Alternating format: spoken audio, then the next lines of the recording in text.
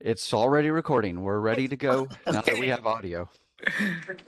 There we go. Well, good morning, everyone, and my apologies for the technical difficulties we just experienced. We are starting the meeting a few minutes late, 9:36 a.m. due to those difficulties, but we are up and running and recording today's meeting.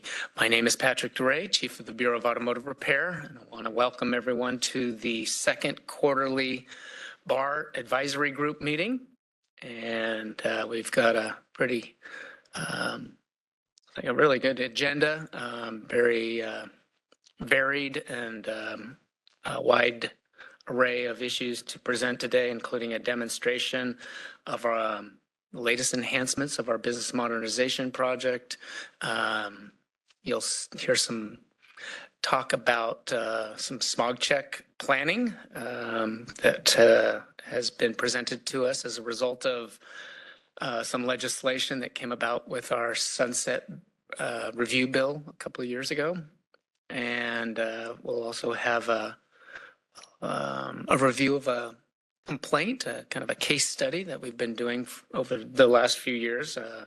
Our Deputy Chief of Field Operations and Enforcement, Bill Thomas, will be reviewing that to give everybody kind of some insight on a issue involving auto body collision repairs and storage issues. One of the big issues that we've been grappling with this industry and the insurance industry and consumers over the last many years, actually. So without further ado, let's do some introductions of we'll do some introductions initially of our support team here. We've got our WebEx moderator who was missing at the start of the meeting, David Bowie. You'll hear his voice from time to time, helping us and myself in particular navigate through this meeting today. Our webcaster is Alex Kretescu. He's in the back of the room there to the right from where I'm sitting. And then obviously Zach Richardson from the Bureau's front office assisting with all of the technical issues to get this meeting up and running. We have my deputy chiefs for the Bureau. I'll do some introductions with them, and then we'll do the Bar Advisory Group members. Deputy Chief of Field Operations Enforcement Division, since I've already mentioned your name, Bill Thomas. Smog Check and Information Technology Deputy Chief, Clay League, and then all things admin, the Consumer Assistance Program, licensing, personnel, contracts, facilities, business services, fleet management, Linda Jansen. I couldn't even get all of that out before you were able to sit down again, but Linda Jansen. So thank you to each of those individuals and all the support they bring to the Bureau and to me. Let's now do introductions of our advisory group members. And if you're sitting in for someone, that's great. Please just mention the organization you're representing. Les, we'll start with you. Les Swizer with California New Car Dealers Association, sitting in for Anthony Benta. Jack Molodanoff on behalf of the California Auto Body Association. Bud Wright, Cal ABC, my tag is missing. Apparently, I wasn't notified that I guess I'm not on the, no, is that right? No. Bud Wright, Cal ABC, thank you. Good morning, I'm Dave Kusa, Automotive Service Councils of California. Good morning, Ryan Perini with the California Automotive Wholesalers Association. Good morning, Jeff Cox with the Automotive Maintenance Repair Association. And we will ask moderator if there are any Bar Advisory Group members who are attending via the WebEx virtually. We definitely have bar members on WebEx. If we could start alphabetically. I'm going to go ahead and call out Dean. Good morning, Dean Schligman, Specialty Equipment Market Association. Matt. Good morning, everyone. Matt Webb with the Preventative Automotive Maintenance Association. Megan. Megan McKernan, Automobile Club of Southern California, AAA. Ruben. Good morning, everybody. I'm Ruben Parra with California Automotive Teachers. And Seren. Good morning, Seren Taylor with the Personal Insurance Federation. thank you to all the bar staff for your work.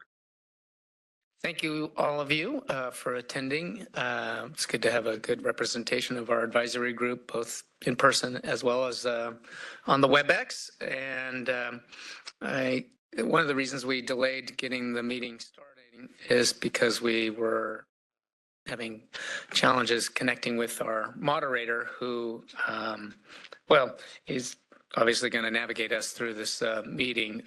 This meeting is being webcast. As I mentioned, Alex over here to the right of me, towards the back of the room, is responsible for that. And that's so that people can go back and review this meeting if they so choose. It's up there permanently on our website to for also anyone who can't join us today to go back and review the meeting. So that's why we want to make sure we're got everyone in place as part of our support team for this meeting. Let's get started with our first agenda item, as we always do. We have our legislation and regulations update from Holly Helsing and Kayla Shelton, who are from the Bureau's executive office. Sure. Oh, we do need another chair. We'll just grab one over there.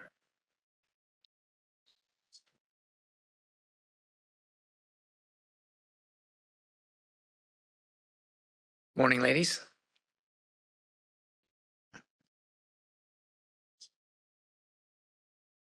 Oh, yeah, one of the mics might not be plugged in, it looks, but is it, you best share the mic, yeah. Okay. All right. Good morning, everyone. I'm Holly Helsing. I'm Kayla Shelton. We are doing our legislative and regulations update.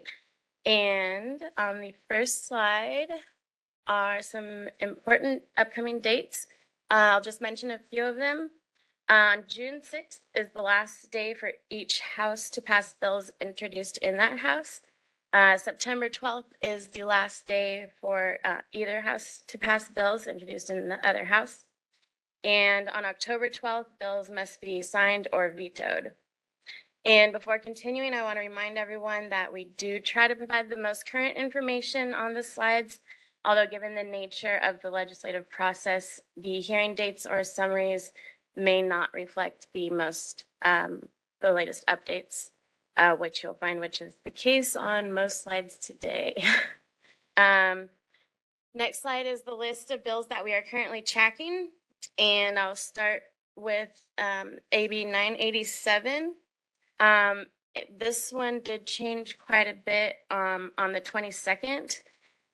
This bill would now expand the list of presumptively unreasonable fees related to vehicle storage and towing to include fees charged for state holidays that exceed the posted standard daily storage rate, and towing fees charged when the owner is directed by a law enforcement officer to remove their vehicle at the scene of a state or local emergency. And this bill was referred to the Transportation Committee on April 22nd. The next one is SB 1368. And this bill would change the exemption from the biennial inspection from vehicles manufactured prior to the 1976 model year to vehicles 30 or more model years old. However, this was scheduled to have a hearing on April 1st, but that was canceled at the request of the author. SB 615 deals with the responsible end-of-life management of vehicle traction batteries if it is removed from a vehicle that is still in service or is offered or returned to the battery supplier. If this passes, it may also require reporting information to the Department of Toxic Substances. And this bill was referred to the Appropriations Committee on April 22nd. The next one, SB 712. This would delete the partial smog check exemption for collector motor vehicles and fully exempt a collector motor vehicle from the smog check requirement if the vehicle is at least 35 model years old. And this one is set for hearing on April 28th now. It's before the Appropriations Committee? Yeah, it's gone to Appropriations. It passed out of the Policy Committee. Yes. Yep, okay. Thank you. The last one is SB 861. And this is a technical cleanup bill that would update cross references to the Business and Professions Code in relation to the vehicle safety systems inspection stations and technicians.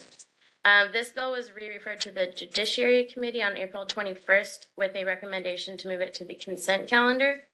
And that hearing is set for April 29th. That's it for legislation. Does anyone have any questions? Any questions from the advisory group? Here in person? Any bills we should be adding to our tracking list? We'll open that up as well. I just have a quick question on process for Bart. At what point do you actually take a position or engage if there's a problem with any of these proposals? Is that usually in July, August, or when it gets to the governor's desk?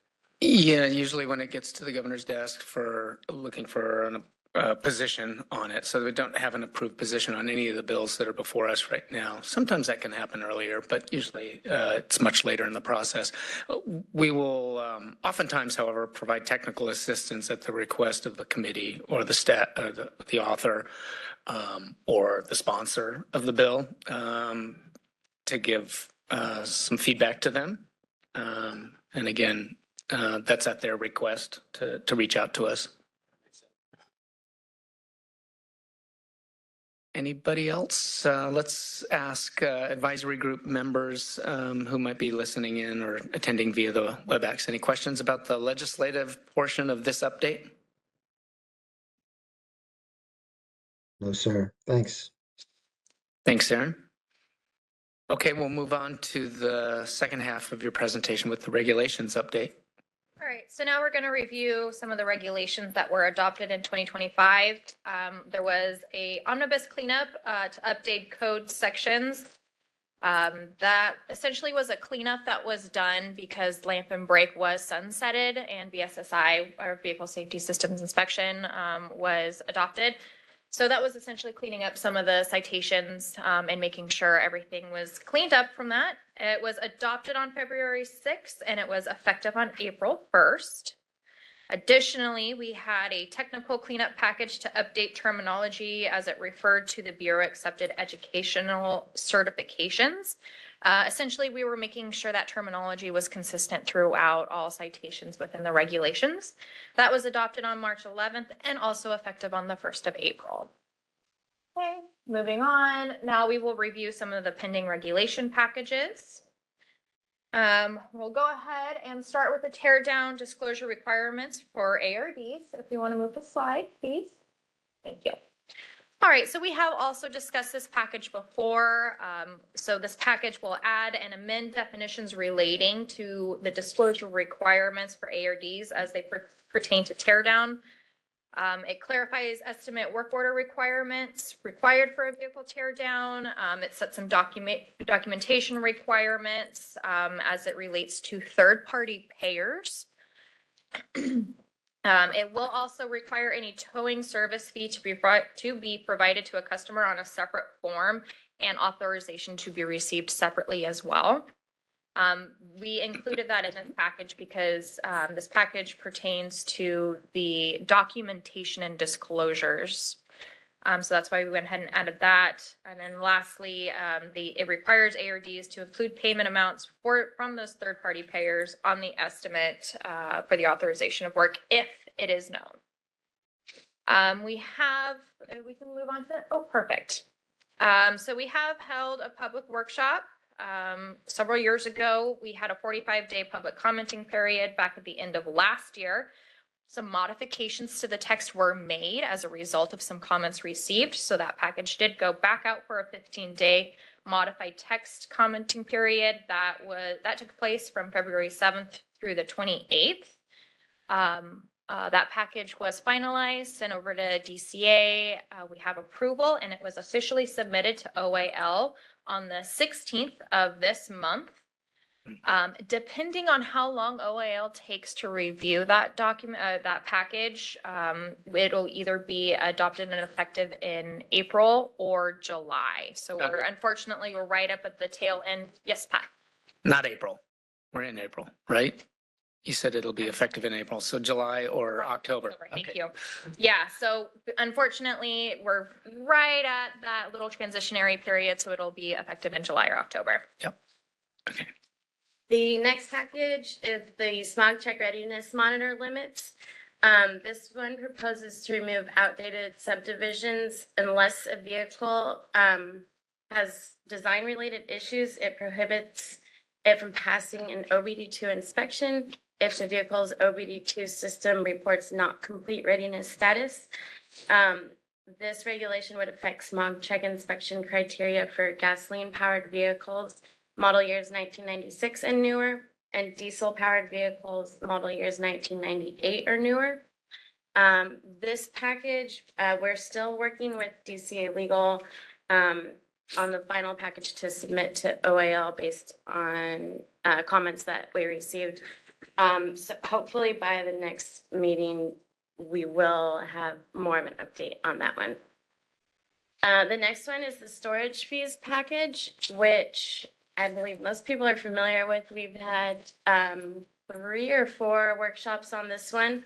And 4, yes. And this one brings together existing laws governing storage under one unified regulatory section, providing that fees charged for the storage and towing of a vehicle are reasonable, when storage fees may be charged and where a vehicle may be stored.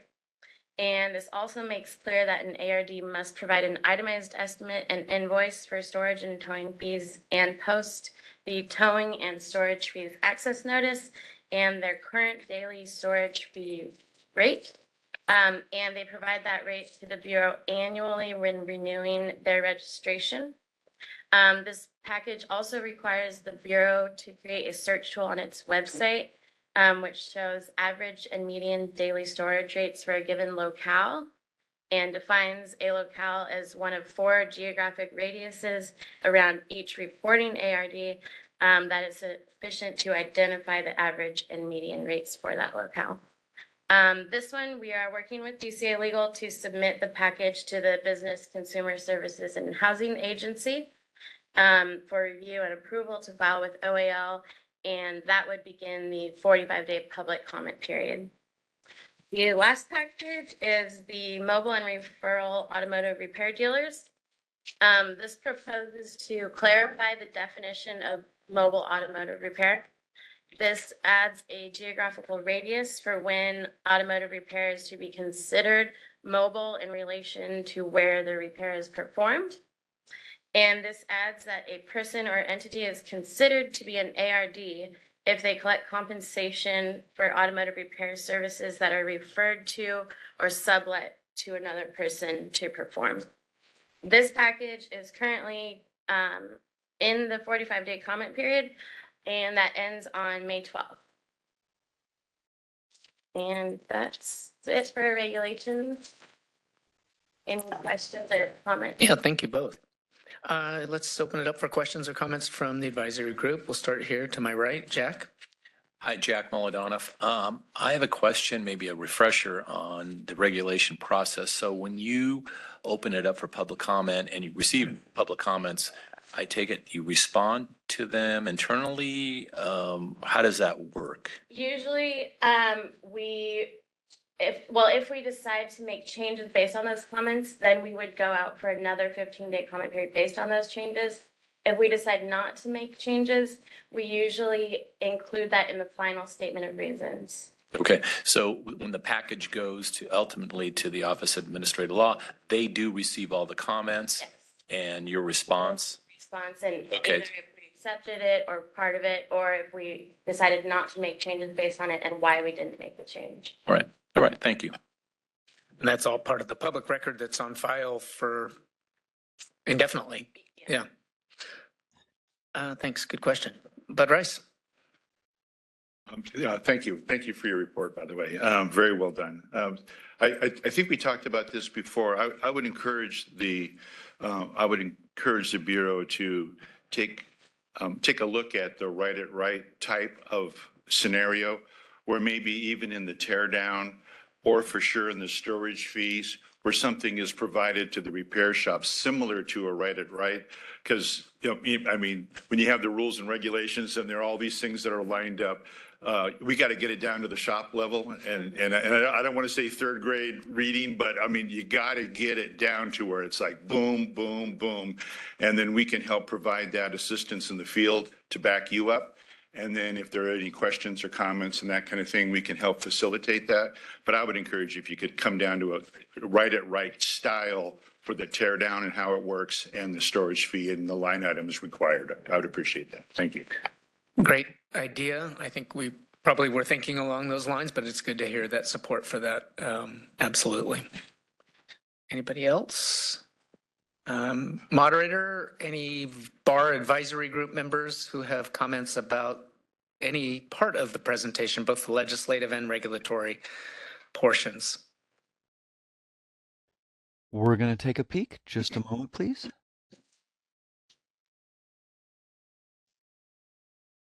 All of them are still on mute. Oh, I've got go ahead, please. got my hand up over here. Thanks. Member Taylor. Saren.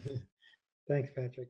I'm just curious. I didn't catch on the slide or hear the staff mention any timing on, if you have any sense of the timing. I know you're working with DCA Legal on when the formal draft reg would come out for comment. For which package? Oh, for the storage and towing fees. I just know that. Okay. Yeah. Sorry, I should clarify that, but yes, that's the one. I would roughly think that the comment period would probably start in sometime in June. Okay. And so, okay, so when do you think that do you think the draft reg will be available for review about 2 weeks before that? Everyone will get noticed who's on our interested parties mailing list, and obviously that includes everyone who's an advisory group member, including Saren there, who asked the question. Saren, we'll make sure you get a copy of it so you can, and your members have the ability to comment on the record. Yeah, no, I appreciate that. I'm just trying to get a sense of the timing. So it sounds like if you think the comments will start in, so you think I'm not trying to etch you in stone. I just want to get a sense of what your best guess as to when that's going to come out, just so I can prepare people. Maybe sounds like maybe late May or June is when you think it'll be public. Probably more late June. Okay. Yeah. Late June. Okay. All right. Awesome. Well, thank you. Any other comments from advisory group members, moderator? Member Taylor was the only one. Okay, let's now open it up for public comment. I'll first ask anyone in the room here. Not seeing anyone raising their hand. How about moderator? Any public members of the public who are listening in or attending the meeting who have a comment about this presentation specifically? I'm pretty sure we have at least one. Hold Okay. on just a moment. For members of the public, now is the time to raise your hand to make a public comment. You can do so by tapping that hand button at the bottom of the screen. Dial-in users, dial *3 to raise your hand. And for our mobile device users, you have 3 different screens and only one of them has a hand button. So you may need to cycle through them by hitting the ellipses button. That's the ... 16, please, Zach. All right, we're going to take just a few seconds now to see if we have a request for public comment.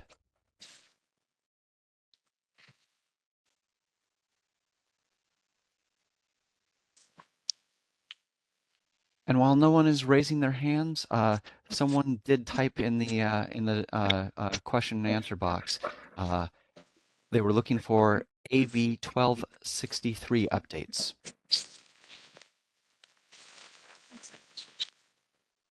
AB 1260. Oh, that's our sunset bill from a couple of years ago or more. Some of those are embedded in regulations that we have had adopted or are working on. I'm trying to think. Storage would be one of those regulation packages. And the technical cleanup of the Bureau certified terminology. Yeah, is also that package also with the technical cleanup. So those are the AB 1263 updates. They would be carried over into regulations that we've worked on. And so you've heard those in the presentation today.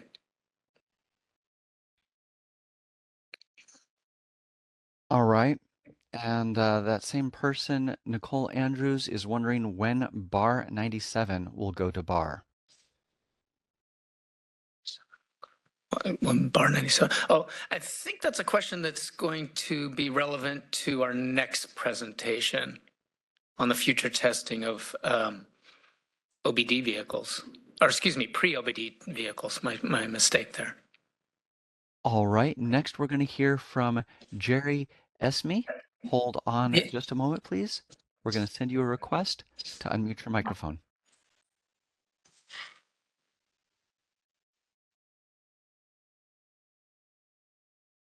Jerry, are you with us? Can you hear me? Yes, go ahead, please. Jerry. Okay. I was just curious. I know SB 712 going to have changes probably down the road, but is BAR considering any input to this while it's still in the legislative process instead of waiting till it gets to the governor? Because this is going to really affect smog check when they remove the requirement of insurance, proof of insurance as a collector vehicle. I mean, what's the criteria? Who's going to determine if this is a collector vehicle? I know I've read the bill and all that, and it's very vague. I mean, somebody could call their 92 Honda Civic a collector vehicle. You know, there's no mileage limit. There's no anything like that on it now. So I'm just curious if we shouldn't, because if people start just calling everything a collector car, you know, they're going to try. You know, I already got my students claiming they're going to do it. So I'm just curious what if there's any input that the bar would have earlier than until it gets to the governor's desk.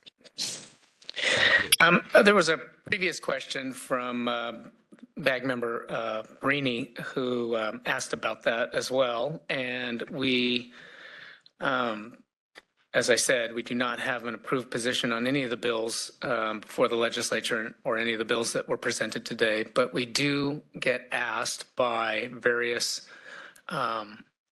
representatives, the author's office, the committee that's reviewing a bill, so committee staff or consultants from that committee that's going to be hearing the bill, as well as the sponsor of that legislation sometimes. And in this case, we have had discussions at the request of those one or more of those individuals.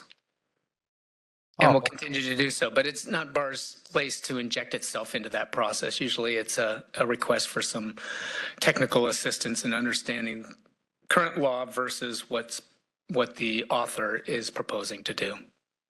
Okay, that makes sense. I understand. Thank you. You're welcome. Good to hear from you. Yes, for now. Might be my last year again.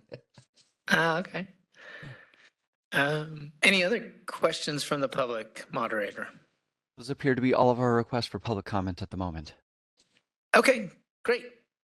Thank you very much, both of you, and we'll see you next time. All right. Our next presentation, very timely with one of the questions that was asked about pre-OBD2 vehicles. We are looking at and exploring, I think is the best word, an approach to future testing of pre-OBD2 vehicles, given some statutory authority that was provided to us in our AB 1263 sunset bill from a couple of years ago. And we're doing due diligence based on that authority.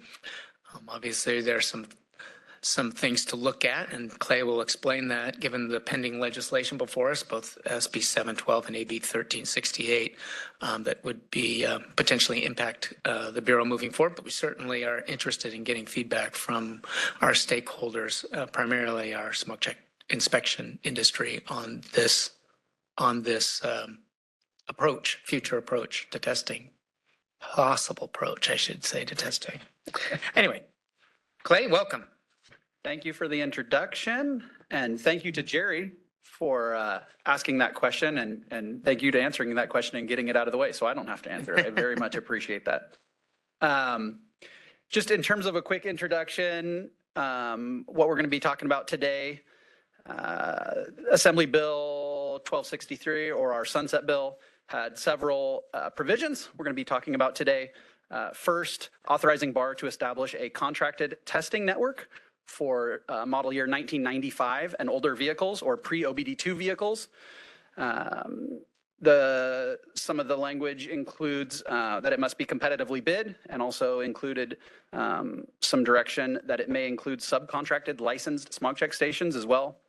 The other provision authorizing BAR to begin testing model year 1996 to 1999 vehicles on the BAR onboard diagnostic inspection system, or the BAR OIS. Couple of considerations to think about as we get into this presentation. First, although this population of vehicles, model year 76 to 95, is relatively small, it's about 654,000 vehicles, it does represent a fairly large part of the overall emissions inventory. The number here is 16.8%. That is actually incorrect. I apologize for that. We will post an updated presentation. I blame Zach. So just for the record, I blame Zach. No, of course it wasn't Zach. It's actually for 2024, it was 15%, and for 2025, it was 14%, and that data is actually in a table near the end of the presentation, and it is correct. So apologize for that oversight. Continued testing of this population of vehicles is important to meet state air quality plans, which are documented in the state implementation plan, CARB commitments for reducing pollution. So something to think about. Also, obviously, shifting model year 1996 to 1999 without establishing an alternative network for those older pre-OBD2 vehicles would exacerbate some of the existing problems we have with supporting testing of that population of vehicles, would exacerbate challenges for owners finding a BAR 97 inspection, and potentially increase pressure to exempt that population of vehicles from smog altogether. So I know we've talked a little bit about SB 712 and Assembly Bill 1368. We'll talk a little bit more about those later. And obviously there's some impact depending on what happens there to what we're proposing with this, this contracted network. So fine, next slide. Yes. So we see a ton of potential benefits, which is obviously why we're evaluating this proposal. Potentially improved air quality, better inspections for this population of vehicles, an opportunity to control the cost of BAR 97 costs to consumers, creating a contractual mechanism to ensure sufficient program area coverage so motorists have an easy time finding BAR 97 inspections. Also an opportunity to remove burdensome BAR 97 equipment requirements for STAR stations who no longer want to continue BAR 97 testing. I can tell you I have had a lot of stations reach out to me directly in support of this for that specific reason. Good stations that just don't want to maintain a BAR 97 because they just don't do the volume to support, maintaining that equipment, which is a requirement to maintain STAR. So I actually have some data around kind of those numbers, and we'll look at some of that a little later on. This would also increase the population of vehicles that could be tested on the BAR OIS, and finally, allows a pathway for existing high-performing stations who want to continue BAR 97 testing to do so. And I can tell you, I've heard from a lot of stations that are also in that boat, that very much want to continue to do BAR 97 testing, and we've got some data around that population of folks as well. So in terms of today's discussion, most importantly, we're seeking input on if and when this contracted network should be established, knowing that implementing this is going to take some time. It's years. It's not days or months. Really want to focus on data-driven decisions. A lot of what you're going to see today is pretty data-centric, and that's intentional. That's on purpose. I don't want to ever make a decision based on anything other than facts and data and real, right, something real, something tangible. So we will get into the data. First, before we get into the actual, some of the data, we're going to review the data collection methodology that I've presented previously.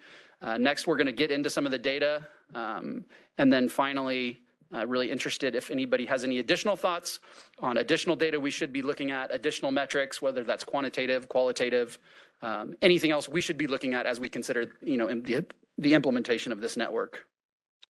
So real quick, next slide. I'm just going to go through, we've presented this already, but just kind of what we're looking at as we look to make this decision. First and foremost, the price of a bar 97 and a bar OIS inspection.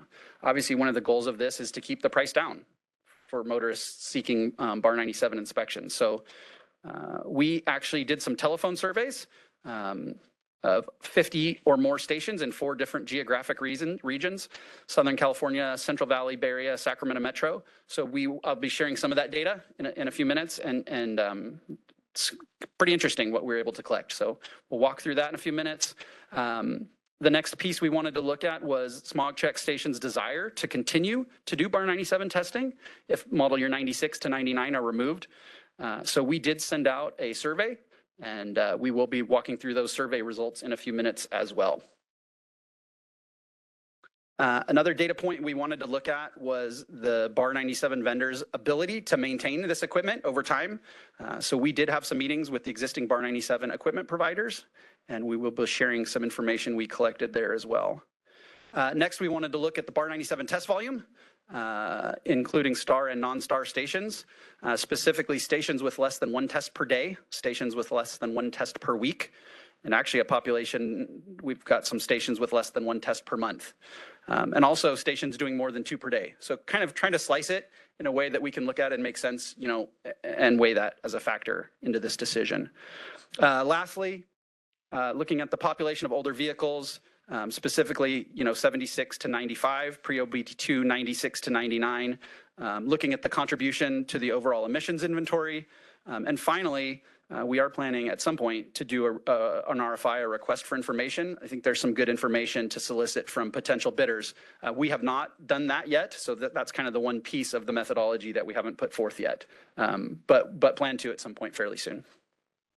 Okay, into the actual meat here, the data. So, as I mentioned, spent quite a bit of time surveying stations. We did not identify ourselves as bar as part of this. We pretended to be a consumer. We picked up a pretty representative sample of vehicles. So we called the station, said, hey, I have a 1996 Accord. I'm looking for an inspection. We aggregated all that data.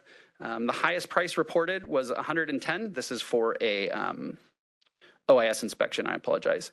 Median price was 60. The highest price reported was 110. For a bar 97, the median price was $95 and the highest price reported was 208. So quite a gap there, not surprising. We all are aware that a lot of stations charge more for a bar 97 inspection. One of the interesting observations, we were actually expecting a ton of variance across the different geographic regions, and it wasn't there. Overall, everything was within about 10%. So statewide, the costs are pretty similar. So thought that was interesting and worth pointing out. On to the surveys. Well, actually, I'll pause there. Any questions on the survey results? Why we did that? Any comments, questions? Okay. On to ET Blast surveys. So the first station was sent to all star stations, about 3,500 star stations. We received 575 responses. The first question we asked is, would you continue to maintain a bar 97 EIS if it was not required for star certification, right? Trying to get a feel for how many stations want out, right? They don't want to do these inspections anymore. 56% said yes, it's 324, 44% said no. So actually more than half would continue to maintain their bar 97. I actually thought that was interesting, given only 575 of the 3,500 stations responded. My guess is a lot of the remaining 3,000 that didn't respond probably aren't as interested in maintaining the bar 97, probably so disinterested they didn't respond to our survey. But that said, in terms of is this network viable moving forward, 324 stations saying they would want to participate is encouraging. That's a healthy amount of stations. The second question we asked is, would your station be interested in joining an inspection network as a subcontractor to a bar contracted vendor? This would be the only way to continue to inspect model year 76 to 95 vehicles. Even more positively, 65% said yes, 376, 35% said no. So it seems that even more stations would be interested, knowing that they kind of had a more captive audience, right? Knowing that they would be getting a higher volume of inspections potentially because of less people participating. So the next survey was sent to non-star stations. The question was simplified to just one question. The question being, would your station be interested in joining an inspection network as a subcontractor, knowing that this would be the only way to continue to inspect pre-OBD2 vehicles? Again, pretty positive results. 59% said yes, 391 stations want to continue to participate, 41% said no. So if you add up the star and non-star stations, that's plenty of stations to support a contracted network. So interesting results there. On to equipment manufacturer feedback. We did meet with both equipment manufacturers. Both vendors are very committed to continuing to support the platform and are continuing, research and development around, maintaining that platform, not just for California, but for other jurisdictions that use that equipment as well. So positive results there. Which brings us to bar 97 test volume. So you can see the big line right down the middle of the graph, which is where we are today. Those data points on the left side of that line are actual data points. Everything to the right of that is projected based on historical vehicle retirement trends, to our best guess. So as you can see, with the orange line, 76 to 99, just under 1 million or so of those vehicles still registered in California. And the population of older vehicles, 76 to 95 pre-OBD2 vehicles, just under 500,000 or so of those still on the road today. Brings us to the next slide, which is bar 97 inspection rates for star stations. So for 76 to 99 vehicles. So as you can see with the purple line, the top trend line, that is the total number of star stations out there today. As you can see, about 3,000 or so are doing one or less tests daily. As you get towards the bottom, right around 1,000 doing one test or less weekly. And a smaller number down at the very bottom doing one or less tests monthly or none at all. So next slide, we'll kind of take a similar look. So this just excludes 96 to 99 vehicles. Same graph, same population of star stations. As you can imagine, we just have a higher number doing one or less daily, a higher number doing one or less weekly, a higher number doing one or less monthly, and then a higher number of stations doing none at all. It's just a smaller population of vehicles, but interesting to contrast those trend lines. We'll certainly make the raw data available to anybody that wants to kind of do that analysis. I'm not going to take the time to go through that in detail as part of this, but I guess for me, the takeaway here is there's a lot of stations not, maintaining bar 97 equipment that aren't doing a lot of inspections. So next slide, please. There we go. Pretty simple here, just some of the raw data that support some of these graphs, but bar 97 test volume by station. So stations that performed one or less bar 97 weekly, a little over 1,000 star, almost 2,000 non-star. Stations that performed one or less bar 97 tests daily, almost 2,900 star, almost 2,200 non-star. And then you see the population of stations right there doing two or more daily, 631 star, 64 non-star, and then just the totals down at the bottom. All right, next slide. So this just shows the total population of vehicles, breaks it out by 76 to 95 and 96 to 99. I already shared the 654,000 number. That number jumps up to almost 790,000 if you roll in 96 to 99. And next slide takes us over to the emissions inventory contributions. So I mentioned the error on slide 3 with the 16.8%. This table includes all the correct data by model year. So you can see in terms of tons per day and also in terms of the percentages that those model year groups represent in this chart. So again, I don't want to kind of go through the details of all that, but certainly available to have that conversation or provide the raw data to anybody that's interested in looking at that in more detail. So that leads us to other considerations. Certainly want to get everyone's thoughts on if we should be doing this, if we shouldn't be doing this, and if so, either way, why? And what else should we be looking at? Is there other data we should be looking at? Is there other industry trends we should be looking at? Certainly the pending legislation is important, and we may have to pivot and make some changes to this. You know, both 712 and 1368 would impact that population of vehicles. It would shrink it down, right? And it would impact the overall contribution to the emissions inventory. You know, I'll go out on a limb and say, you know, if 1368 was past the rolling 30-year rolling exemption, as of right now, I think that takes us to 95, right? And I don't know that we would establish a contracted network to inspect 1 year of vehicles, right? Yeah. So it really interested. Obviously, we are following both of these pieces of legislation carefully, and we're going to tailor our approach and as needed to make sure we honor the intent of the legislature and make sure we're implementing the program within the framework and the boundaries that we're given. So I think that's it for me. Any All right, good questions? presentation. Thanks, Clay. Questions from advisory group members? Dave Kusa to my right. Thanks, Pat. Clay, the shops that said they would participate, what is, if you know, what's their distribution across those 4 regions we looked at? Are they like evenly distributed, or are they, my concern is that, you know, more rural areas probably have a higher percentage of older vehicles.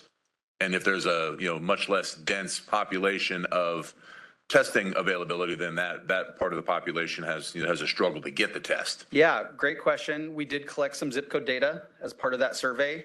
Not that that's a perfect way, but it's kind of the best way we could think to do that. The distribution's pretty good.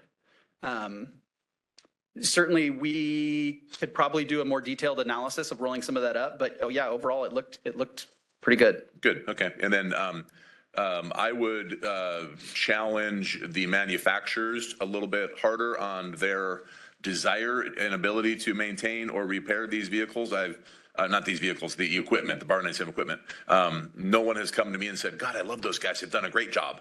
But I've had, you know, anecdotal, I get it. But, you know, a lot of people say, I can't get them to fix my equipment. They don't have the parts. They don't come out. They don't show up, so on and so forth. Right. So, you know, I'd hate to see a program in place and the equipment manufacturers, you know, dust their hands of it. Sure. Yeah. Fair enough.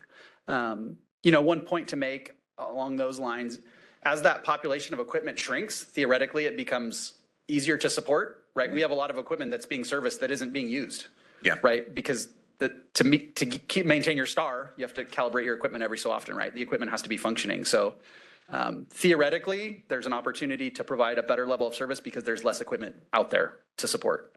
But certainly understand and appreciate the comment. Thanks. Thank you. Additional comments from advisory group members? Yes, Bud Rice. I'm just kind of thinking out loud for a second here. In many cases, the market wins. And no matter what you try to do, the market wins, or you end up having to have government try to subsidize the cost of the market, one or the other, okay? So where I'm going with this is that most of the time, shops have many things, many services that they're doing, and then here comes the one car in and they want to have an older smog check. Well, if they already have their hands full on doing some other stuff, they may or may not be able to do that car for that customer at that time. And so the guy either has to wait or he has to drive off the lot and go try to find somebody else because of the demands that are placed on a particular service center at that moment. If that's all they did was smog checks, you'd have a better shot of at least being able to get in there and get it, because that's all they're doing. But if this guy's doing tires, brakes, changing water pumps. Here comes the smog guy. Well, I got my hands full on these other things. You may find that they have to kind of say, okay, hang on a minute. I can do you at 4 tonight, but I can't do you until then. And the customer's going, well, I gotta pick up my laundry and do some stuff. So my point is the market is kind of in play here all at the same time. If there was a financial outcome that went along with this, then shops could enter that as well. But in some cases, they may not make enough money providing that service to help pay the freight of maintaining that equipment and doing those kinds of things. So again, there's another decision, market-based, that has to be added into the mix as well. So it's a tough decision for a shrinking market, and somebody's got to pay. So either the customer has to pay more for the service that they're asking for, or the government has to somehow step in and help to try to level the playing field and subsidize that a little bit. But in the end, the market wins, because something like that has to happen in order for this to even itself out again. So I'm a little nervous about how that might play out in this thing. So the fact that you're in there, scratching your head about how do these numbers fit, the truth is they probably don't fit. So then how do we accommodate the fact that they don't fit? And that's where the grinding the knuckles happens, I think, is when that happens. I just want to make that comment. Sorry. Yeah, I appreciate that. I'm nervous too.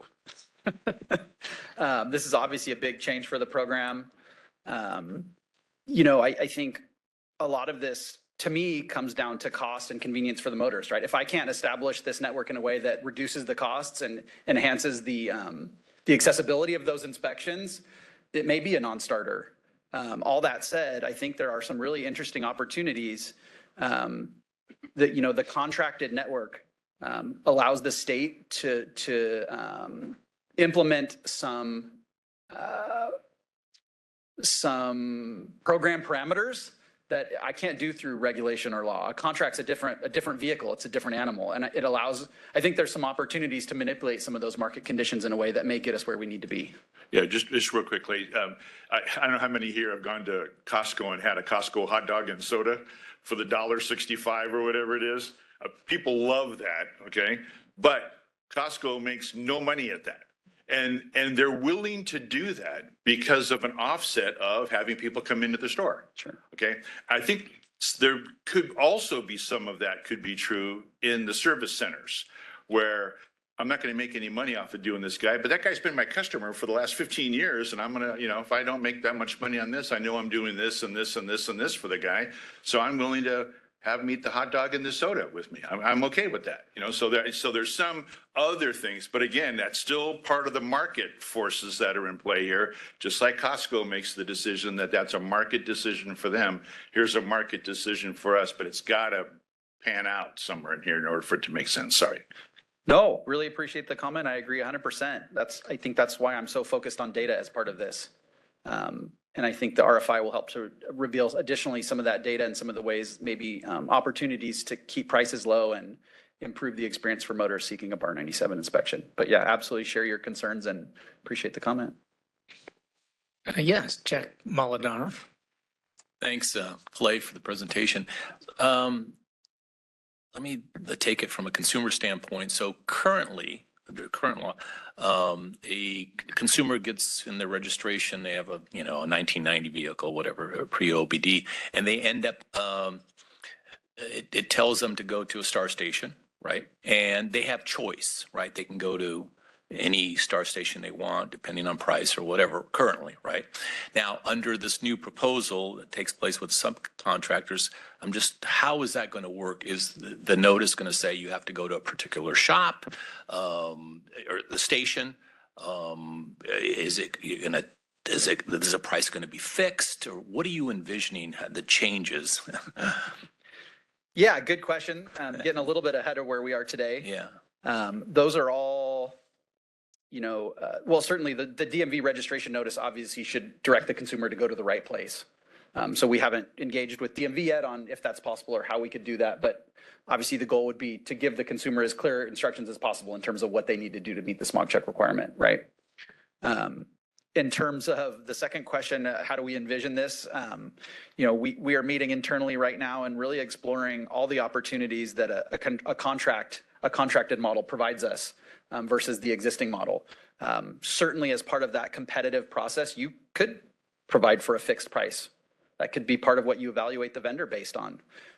You could provide a fixed price by area, depending on some factors, CPI. You could allow that price to vary based on the total population of vehicles as it shrinks to go up. There's a lot of ways to help potentially manage that and make that work. So yeah, certainly capping the price is one option, one opportunity that we are exploring, because ultimately the price to the consumer is a really important part of this. Yeah, so you're contracting with the shop. So the shop's perspective, is there considerations of the shop will have to, you're going to say, hey, you have to use this particular equipment vendor, restrict that? Are they going to have options, or is that all in the mix? More than one way to skin that cat. Okay. So we wouldn't be contracting directly with shops. The state would be entering in contract with a prime contractor that would in turn be subcontracting with existing smog check stations. Right. In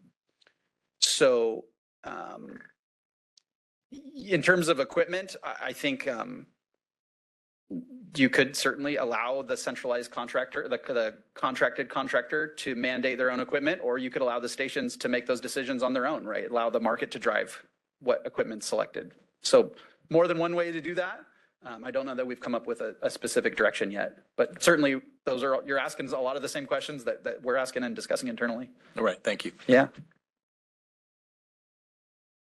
Great questions so far. Thank you. Additional comments, questions from advisory group members here in person?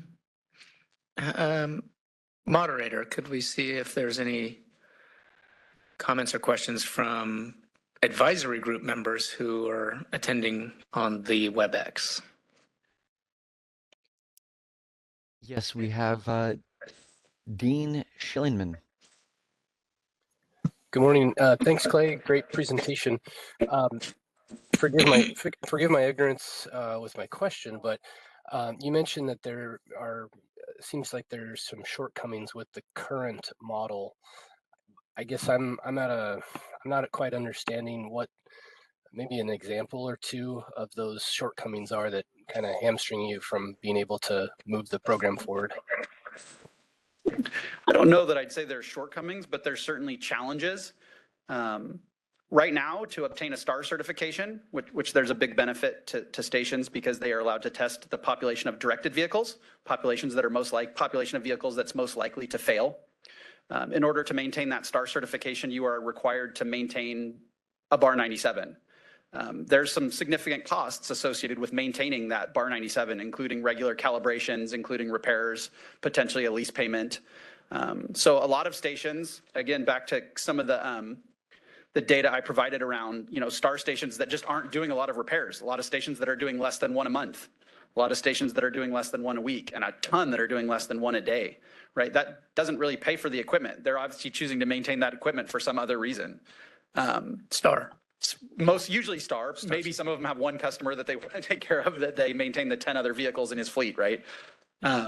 So that model has just become challenging because, we are requiring a lot of STAR stations to maintain equipment that they're not using. And there's a lot of money sunk there that could potentially be used in other ways to better support network. And the other challenge is some of these STAR stations maintain their equipment, but they don't have really any intention of doing a bar 97 inspection, which creates challenges for motorists seeking an inspection. Like I showed you, the high cost was $208, right? I call that the I don't want to do a bar 97 price, right? And I know of stations charging more than that, I'll be honest, that they just don't want to do the work anymore, but they continue to pay to maintain and calibrate that equipment every month. So that's kind of the state where we're at. Every once in a while we get a consumer complaint where a consumer's seeking an inspection and can't find one. To date, we've been able to find a shop willing to take care of that consumer, but that challenge is getting more and more difficult to fix and support that model. Gotcha. Does that make sense? Yeah, I appreciate it. So in some respects, it's adding a little bit of relief to those who are basically maintaining bar 97 equipment, but aren't really using it. And then it also sort of helps some of those that really don't want to do bar 97 kind of get out of the business without losing their STAR. Right. Yeah. Correct. Okay. All right. Got it. Puts us in a position that we can still provide consumers a convenient inspection and a reasonably cost inspection. Yeah. Okay, thank you. Yeah. Thank you. Any other BAG member questions or comments on the WebEx? No other hands are raised at the moment. Okay, let's open it up for public comment. Anyone in the room here? Gene, you're working against yourself here. I just teasing you. Thank you. Yeah, please come forward. Yeah. Well, as always, thank you for your presentation. I'm just curious, what does it cost to maintain this equipment? Either, because you said monthly calibrations, but what does it cost a Star business to maintain their equipment? Thanks. I may not be the best person to go through all the costs, but I know the cost of a lease, I think at this point it's around $600 or $700 a month, if I'm not mistaken. I'm getting some heads shaken, yes. And then obviously the age of the equipment can vary. If a station owns their equipment, the repair cost could be significantly more than that if it's old and the dyno requires replacing or repairs as well. I'm getting nods, yes, so I think I'm. John, did you want to comment on this? Yeah, Come on up front here if you can. Please introduce yourself. Thank you. Yes. My name is John Bradley. I'm Vice President of Sales with Opus Inspection. We do provide a large majority of the Bar 97 equipment that's out in the field today. Normally, we make a practice of not commenting. We're here to observe and to listen. But the equipment that we provide, we can only talk about what we provide out there. That equipment lease is $500 a month plus a sales tax, and there's a calibration gas needed in addition to that, but that calibration gas is zero air, and typically that would be less than $200 a year. So that's what we do. For that $500, it's called equipment as a service that provides not only the equipment, but full parts and labor warranty for the dyne and the analyzer.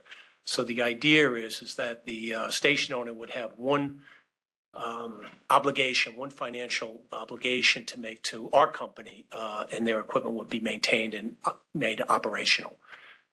The only other thing I would add is that we have 34 field service technicians that are factory direct employees driving our vehicles with our inventory on their vehicle. And we've made an enormous commitment to be able to maintain this equipment moving forward because we know how important it is to the program.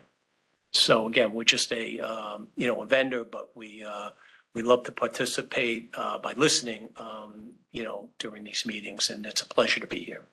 Thank you, John. Thank you. Yeah. Thanks, John. And good thing you were here and took advantage of the opportunity to plug Opus. And we really appreciate the partnership. Obviously, we work with John very regularly addressing issues and certainly appreciate their commitment to the program. Yep. Well said. Any other public comments here in the room? Moderator, can we see if there are any public comments on this topic on the WebEx? All right, we are open for public comment via WebEx. If you'd like to make a comment, please raise a hand by tapping that hand button at the bottom of the screen. Dial-in users dial *3. And as a reminder to our mobile device users, you may need to hit the ellipses button, that's the ... in order to find your hand. First, we're going to hear from Jerry Esme. Hold on just a moment, please. We're sending you a request to unmute your microphone. Okay, can you hear me? Yes, go ahead, please. Okay, thank you, Clay. It's a good presentation. I know you're into data, and I was looking at some of the data for 2024, okay, and I'm trying to decipher something that's, you may have it because you've done it by zip code. Well, what I would like to know is, they show in the BAR's data, I broke it out, but 76 through 2025 year model, because remember there are some OBD1 heavy-duty vehicles, motorhomes that get tested, okay? It showed a total initial test of 865,841. Of those tests, 76 through 95 consisted of 373,290. So we take those numbers, and that gives us initial tests from 96 through 2025 is 492,551. Of that, from 2000 to 2025, there's 51,410. So those are 51,000 vehicles could be those tune-in, tune-up vehicles that they require a test on the bar 97, which I don't think there's that many of that number. But those are also your heavy-duty vehicles that are OBD1, your motorhomes, your federal trucks that are up till 2004 year model, they're OBD1. But what I'd like to know, what I can't see in the data, is how many of all of these 76 through 95 vehicles are registered in TSI areas versus enhanced areas. The dyno is the most hardest thing for Opus to repair, to get parts for. Those circuit boards and all that, some of them are down for a long time trying to get parts. And I think you know where I'm going with this, which I talked to you once before. I don't know why BAR doesn't consider just going to straight TSI testing. Add it to the OIS system. Have a standalone machine. There's ways of doing it. I've looked at some that are online. They connect up. Opus, I know, could probably even have one. Who knows? Because they do them in foreign countries. The point is, that would get rid of contract stations. That would get rid of everything. You could even include older, high mileage 2000 and newer vehicles. Get an idle test and a 2500 test as all part of their inspection. As maybe up until a certain year model, then you would cut it off. There'd be no reason to. But it would solve a lot of the problems that you're going to face if you look at that. I'm just curious, do you have data that shows how many 76 and 95 are in basic and change of ownership areas? No, not on hand. I mean, it's certainly something we could put together. Yeah, it's a good suggestion. I think that's definitely something worth looking at. Another data point we should be looking at as we consider this. Yeah, we'll certainly put that together and add it to the list of metrics. I like the suggestion. Yeah, thanks. I appreciate that. Well, another thing to consider about this, though, too, is the highest volume of vehicles that are on the bar 97 right now are 96 through 99. And if we're not going to care about NOx on those vehicles any longer, like we don't on 2000 and newer, I think doing NOx testing on 95 and older on such a small vehicle population, that would be, I don't know if it'd be worthwhile doing. Same thing with low pressure fuel evap testing. All of that could go away, and it would make it very simple, and you would have every station would have the ability to test all of the vehicles. All of them would, because it would be part of owning an OIS, is you'd have a standalone gas like the old bar 84 days in a sense, but you could have the screen go blank during the test where they don't see the numbers. It's very possible to do. It could just plug in. So I don't know. Maybe look into it. I just think that would solve a lot of problems if that was done. That's my piece. Yeah, thank you. Appreciate the suggestion. Yeah. Okay. All right. You guys have a good day. All right. Thank you so much. Thank you, Jerry. All right. Bye-bye. Bye. Any other public comments on the WebEx? Sam, now is the opportunity for you to raise your hand. All right, hold on just a moment. We're sending you a request to unmute your microphone.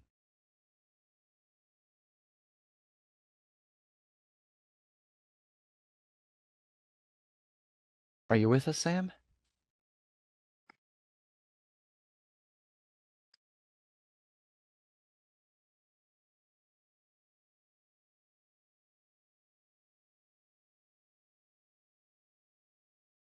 All right, I'm not sure of the context, but Sam, Hello. are you with us? Hi, go ahead, please. And we may have lost Sam. I was going to say, I'm not sure of the context, but Sam wrote 700 monthly rental fee plus gases. Okay. That's other manufacturer. Yeah, I'm assuming she's referring to the cost of her lease. There are other companies other than Opus, and perhaps that is one of those. Yeah. John? Sure, come on up, John. The spirit of accuracy. You're right. I don't know, the different prices from a different manufacturer, but I know that our highest offer right now is $534 for a wireless version of this Bar 97, plus sales tax, plus zero air. And that would include service, parts, and labor for the analyzer and the dyne. So I just wanted to do that as far as the clarification. Okay. Thank you. Thank you. Moderator, any other comments from the public on this presentation? Sam has also written that the statement that the pricing isn't all inclusive and that it was one portion of the rental costs that was provided. Okay. And that's what we have for now. All right. I think that's it. All right. Thank you, Clay. Thank you. Good presentation. I'm sure you'll be back on this subject at some point this year, maybe in the October meeting as we have more information about the RFI that you mentioned. No workshops. Our next presentation, let's see, I've lost the agenda. Okay.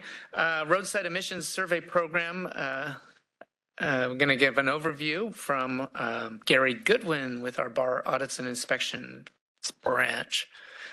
I know Mr. Sacco, program manager in the branch, was scheduled to give the presentation, but he had a scheduled vacation. And I appreciate you, Gary, coming to fill his spot today. I appreciate being here. Thank you. So we're going to give an overview of the roadside emission survey program today. Go ahead, Zach. BAR does conduct emission surveys on the California roadside with the assistance from the Highway Patrol. The program is statutorily required. It's designed to evaluate the effectiveness of the smog check program. Participation in the survey is 100% voluntary.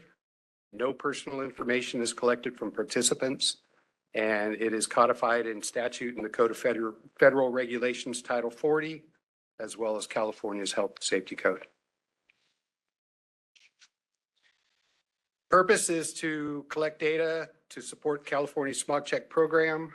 We ensure compliance with federal and state mandates for evaluating the performance of the program. The data goes into smog check performance reports and the US EPA report. Improvements to the smog check program through data-driven analysis and with the end goal, obviously, of reduction of air pollution. Process is we have survey teams consisting of 2 to 4 BAR representatives, all of whom have automotive experience and training.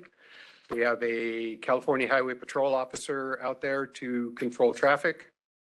Our representative greets the consumer, explains the purpose of the survey, and addresses any questions.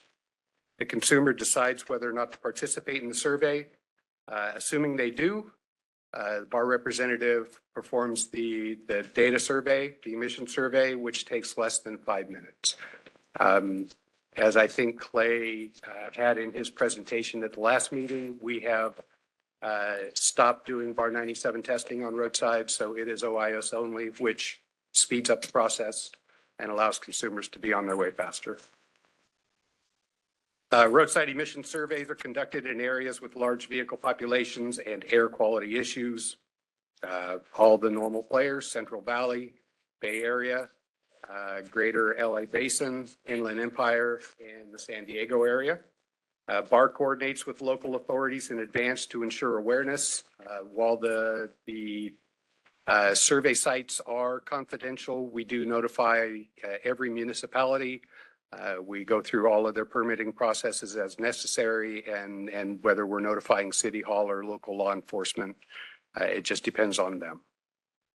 Survey sites are designed with traffic control plans to ensure safety. We consider safety obviously our top priority, both for our staff and for the motoring public. We are out on active roadways performing this work. Survey sites are clearly marked with signage to provide transparency and ensure the public understands the purpose of the survey. As you can imagine, as the driver on a motorway, if you came across this, you might assume all sorts of things. So the idea is to get that information to them as quickly and as clearly as we can. We have some examples of the signage that we're currently using. We want that message out there. We want it out there as clearly as we can. The banner is hung on a trailer that's parked at the end of the work zone. The A-frame is right there where the consumer comes upon us. So participation is 100% voluntary. Again, no personal information is collected. There are no consequences to the consumers, regardless of the results. In fact, the VIR that we provide to them doesn't have cut points, doesn't have pass-fail. We're not there to make any judgment on their vehicle. We're there to collect data to allow us to check for the effectiveness of smog check. The results do not impact the vehicle's smog check record, and they don't take place of a smog check because we are gathering specific data and we're not performing an all-inclusive test. They can't use this. There's no certificate at the end of this. It's simply data collection. Benefits to the consumer. Like I said, they do receive a vehicle inspection report. It does include details about the survey. It will include, for example, if there are any codes in there, it will include the fact that we were there and did pull data from their vehicle. If there's any open safety recalls, they're VIN specific, so they'll also populate on the VIR just like any other OIS test would. Bar representatives, because they all have this automotive background, are also can alert the consumer if they see anything that's a safety issue on their vehicle. Make sure they're aware. They see vehicles with fluid leakage or tire problems, things of that nature. We also provide them information on additional bar programs such as CAP, vehicle retirement, auto body inspection programs. While we're there, we just want to make sure that the consumers know what bar does. So participants do play an active role in helping the state's effort to reduce emissions.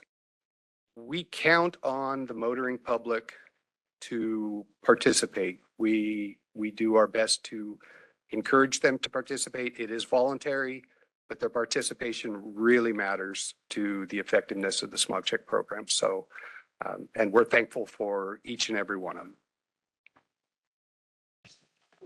Thank you, Gary. Good job. That would be good to provide some transparency to the mystique of roadside emissions survey testing. And so we've done that today. Open it up for any questions or comments from advisory group members. Bud Rice, to my right. Thank you for your presentation. I haven't thought about this program, this section for a little while.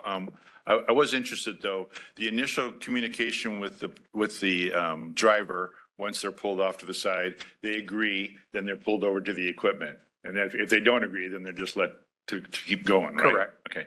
So when they get to the equipment, do they really do a actual smog check? Or do they just do a tailpipe check looking for readings? That's a great question. So actually, it is not, like I said, it is not an all-inclusive smog inspection. Okay. We are doing OIS only. Mm-hmm. So consequently, we do connect the OIS analyzer. We pull emissions data. We pull PID data codes. All of the things that engineering requires in order to do their analysis of the program, and nothing more. Okay. Okay. And then from a customer's perspective, the driver, you said if you see something that, some guy has an unsafe tire or there's oil leaking or something, you say that to them. Do you also go through what the results were and kind of have a conversation about what you found? There's always a post-survey conversation with the consumer. It usually includes, here's the vehicle inspection information. Here's, it looks like you're in great shape, or you have a code on, or a safety recall popped up. Whatever the information to the consumer should be. And then we thank them for the time and send them on their way. Okay, and then if I could kind of steer what your role in here is back over to Chief Doré, is that data then used to help determine whether or not an inspection was done soon at a smog shop, and this was the smog shop that did it, and why did the car fail now? It's only been 2 weeks. I mean, is there some feedback that actually comes all the way back to the shop level from your operation? Another great question, and one that I would defer to our engineering department. Who is you? Thank you. Thank you, Chief. Anyone from engineering want to respond to that? Garrett, I'm looking at you. Garrett Torgerson, manager of our engineering and research branch. Thanks, Garrett. Yeah, so we do all kinds of fun things with that data. Generally, so we're legislatively mandated to do a couple reports, primarily the smog check performance report in California law, and it does look at how long it's been since the vehicle was last certified and that type of thing, because as part of that study, we want to get back to what was the condition of the vehicle at the time it was certified. That's one of the things that's most important that we look at, because the things that contribute to that, if we have a large disparity between what the vehicle looked like when it was passing, then we know we have issues with the program. And so we use that to justify all sorts of changes, including in the sunset report. The STAR program came out of that. There's a number of things we do. And we also do some other analyses as a part of the study where we're just trying to learn more about the study, learn more about the success of our program. So we do some analyses where, we look at stations that are suspicious and we compare those results to stations that aren't suspicious and say, how much of the disparity can we attribute to fraud versus, vehicles just kind of vacillating between a passing and failing condition to pre-inspection repairs, all of this kind of stuff. We try to get a good understanding of what we're dealing with in the program so that long-term we can make it better. That's really what we're trying to do. What's interesting is in some cases, from a shop perspective, you can get a vehicle to pass and you might think, boy, I can have a more sustainable vehicle after, that passed now and can continue to pass if I could do these 3 other things, but they passed. So now, I can't leverage that by saying, we really need to do all 3 of these things or all 4 of these things. I was able to do one of them and he passed, but I can't compel him to do more, which could impact the quality of the program and what you guys might see after the fact. Well, and that's exactly the kind of analysis that goes in, like we're trying to change the readiness requirements. Well, part of the reason we're doing that is that exact issue, because there are vehicles that are able to get through the program because of unset readiness monitors that would have identified a problem. When we inspect vehicles at the roadside, about 90% of the vehicles have all of their monitors set.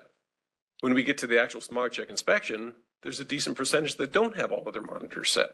Some of that's because of repairs that were actually done and the vehicles were reset, even though that doesn't have to be part of the repair. But some of those are done because they're trying to get the vehicle through without actually doing the repair that was necessary to make it into a passing condition. So yeah, these are the things we're trying to see, and this is how we're trying to improve the program. Thank you. Thank you. Thank you, Bud. Any other? Yeah, Les. Just a quick question. When you pull this information, do you pull the VIN numbers for the vehicles? Yes. And that doesn't qualify as personally identifiable information to the customer, or do you de-identify it in some way? So there's nothing inherently identifiable about, you can walk up to a vehicle on the street and you can see the VIN on the dash of the vehicle. That vehicle, that information becomes personally identifiable when it's merged with DMV data. And so we treat that data very carefully in that when someone, all of the data we collect as part of this is you could PRA it. You can collect that data. But if we release that data to outside people, Unless they are specifically identified as a researcher, we exclude all of that data, the VIN or the license plate that might be used to personally identify the vehicle and the owner of that vehicle. But that's a kind of an edge piece of data. So yeah, there's some special consideration with that. Anybody else? Yeah, Dave Kusin. Thank you, Pat. Yeah, Dave Kusa, ASCCA. How many of these roadside tests do we do in a year?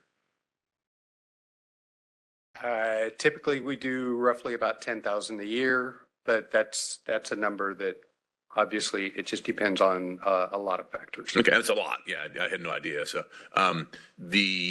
so how does the vehicle get into the test lane? Is like every vehicle going down that road? Is the CHP officer pick people at random? How does that work? Exactly. The CHP officer picks people at random. Okay, and if we pick, a car that's not OYS, then it passes through and okay. It's, we tell them why they got pulled in, thank them for their time, and send them on their way. Okay, and then so how many is the vehicles that are directed into the lane? How many choose not to be tested? Refusal rates vary. On average, once we stop doing the ASM tests, because now we can tell them that their time is, we're not going to take up as much of their time. Refusal rates are down around 30 to 40%. Okay. And is it like only one car in a lane at a time, or is there, one car being tested, another car waiting, or is it? We try to maximize the efficiency without making a consumer wait any longer. Okay. Yeah. So I'm not waiting in line to get it done. Yeah. You're not waiting in line. So while we may be testing one, we may be talking to the second consumer. But by the time that they've made a decision that they're going to help us, this vehicle's already cleared out of the lane. Got it. So once I'm in the lane, it's voluntary. Correct. Right. But if the CHP points at me, I must enter the lane. That is correct. Okay, so it's truly not voluntary in that respect. I can't keep driving. Right? We all have a duty to obey. That's what I'm saying. That's what I'm saying. Correct. So when it define voluntary, to the extent possible, in those cases where they clearly do not want to participate, we get them out of the lane as quickly as we can. Got it. Okay, thank you. Talking about refusal rates, so it's an interesting issue because, that refusal rate in the scientific study is pretty high. Yeah. And so we actually end up doing a fair amount of analysis on the back end to say, comparing the vehicles that refused versus the vehicles that didn't refuse to see if there's a bias in the quality of the vehicles we're seeing as a result of that. And it's kind of a little bit different than what you would expect to see. I think a lot of us, when we first hear about the refusal rate, we're thinking that people that have something to hide or something that's wrong with their vehicle are going to be the ones that choose not to participate in the survey. And actually, we tend to see a little bit the opposite, where the vehicles that tend to refuse maybe don't fail at quite the same rate, but they are actually motorists that have a reason they got to be getting to somewhere else and that kind of thing. So it's just a little added benefit there. Having been on a couple of drive-alongs with, sheriffs and police, it's amazing how many people have something to hide. So, yeah, I mean, if you're back on your child support or something and CHP says go into this lane, you're fretting, right? So, yeah. Which is not necessarily a bad thing, don't get me wrong. Gotcha. Yeah, Jeff. Jeff Cox, Automotive Maintenance Repair Association. On the ones that refuse, do you ask them why? Just in case it is a way to improve the program to make it easy for them if we find out why they say no, or once they say no, do you just send them off? We do try to be very sensitive to that. Most of them will offer us the why. And at that point, we do have categories that we can store that data if they offer us the why, but we are very sensitive once they're in the lane and do not want to test. Yeah, thank you. Anybody else? Advisory group members on the WebEx on this topic. This is the moderator. I don't see any hands up from the group. Okay, we'll open it up for public comment here in the room. Okay, we'll go to the WebEx and ask if any public comments on this presentation. All right, now is the time to get those hands up. You can do so by tapping that hand button at the bottom of the screen. Dial-in users dial *3. And our mobile device users, you may need to hit the ellipses button. That's the ... in order to find your hand. Our first request is coming from Enrique Delgado. Hold on just a moment. We're sending you a request. Mute your microphone.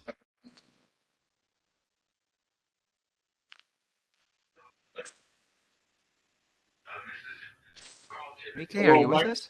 Yes, this is Enrique Delgadillo. Go ahead, please. Yeah, my license number 140821.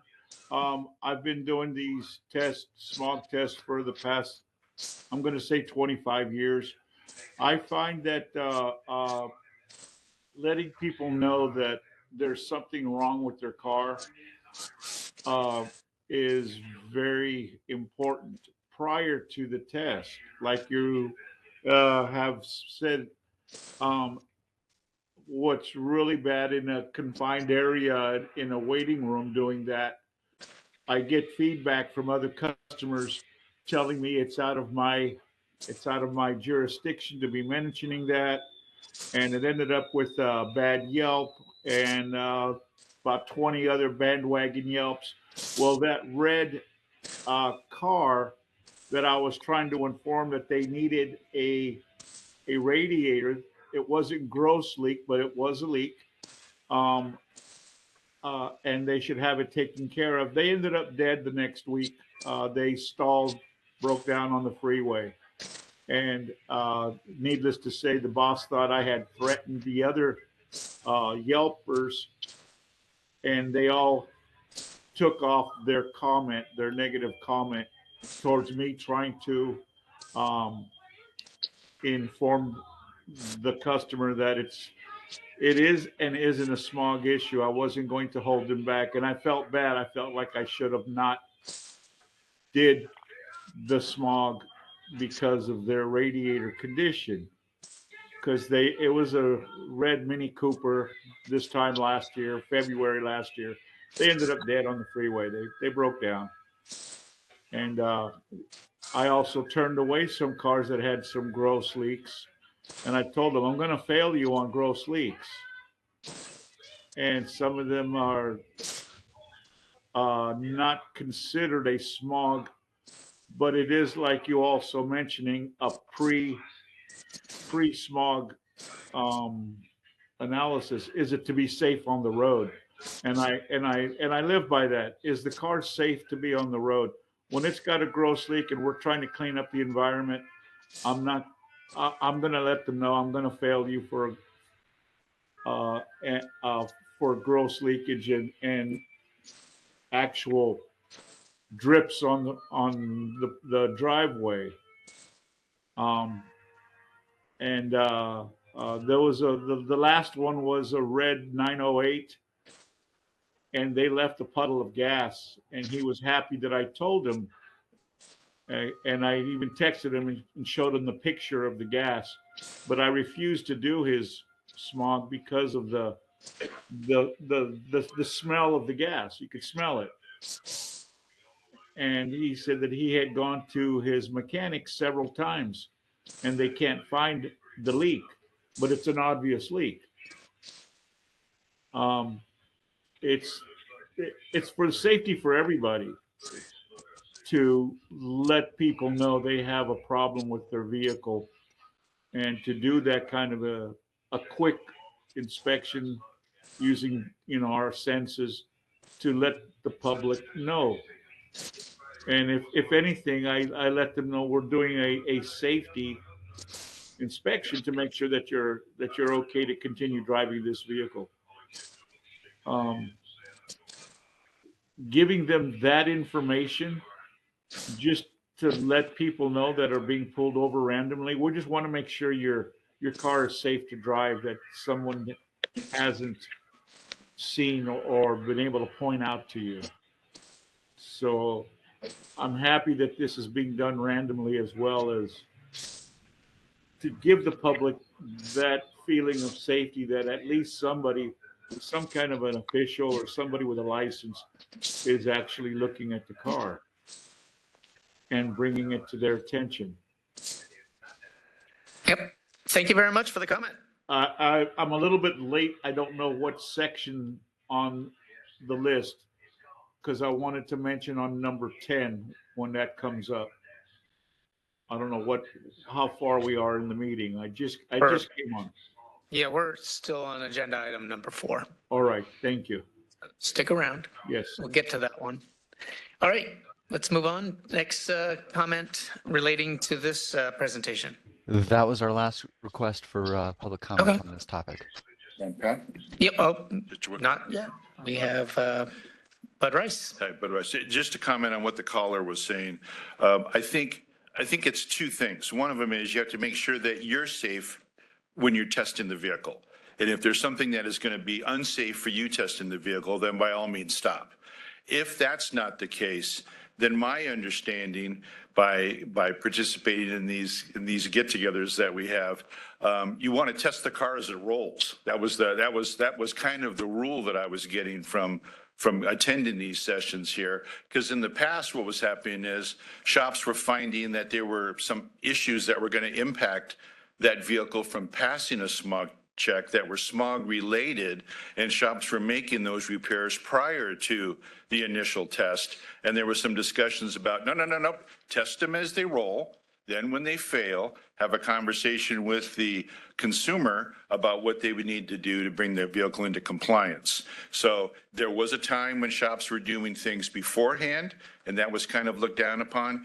And the rule, test them as they roll, was kind of brought in, which is completely separate from you being unsafe in a vehicle that isn't safe to operate. If you can get past that, then test them as they roll, I think is the good operating style there. Is that correct, Pat? Yep. Thank you for that additional comment. Seeing no other comments, we'll close this agenda item out. Thank you both. Thank you. All right, it's now the point in our agenda where we can take a break for 15 minutes. We will reconvene at 11:27.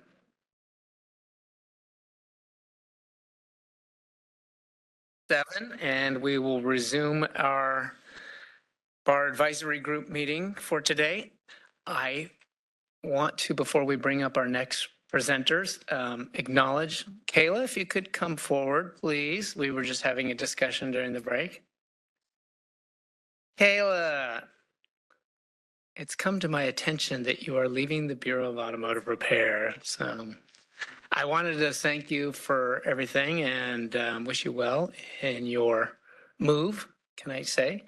You're moving to Texas, I believe, with your family. So I think to be closer to some of your spouse's family. I'm not sure which, but thank you for all the years of working with the Bureau and public service. And it's always been a great privilege to work with you.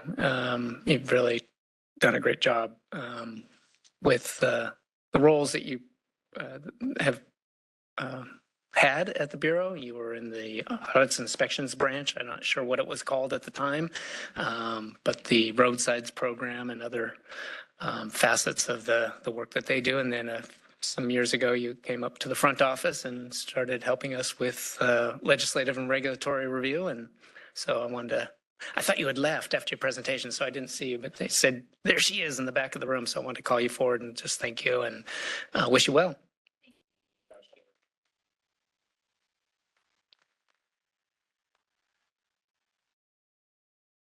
All right. Now, our next presentation is a demonstration of the educational certifications and online change form. This is an extension of our online business modernization effort. We've done some presentations of that over the course of the last year or so with online licensure. And these are some features or enhancements that we recently rolled out. Did we just roll them out, or are they about to be rolled out? They're live. Okay, good. I thought I had that right, but I wanted to make sure. All right, here to give the demonstration are Cole Gandelman and Rebecca Guile. They're with the Bureau's licensing program. Thank you both. Thank you. All right. You're all set on your end?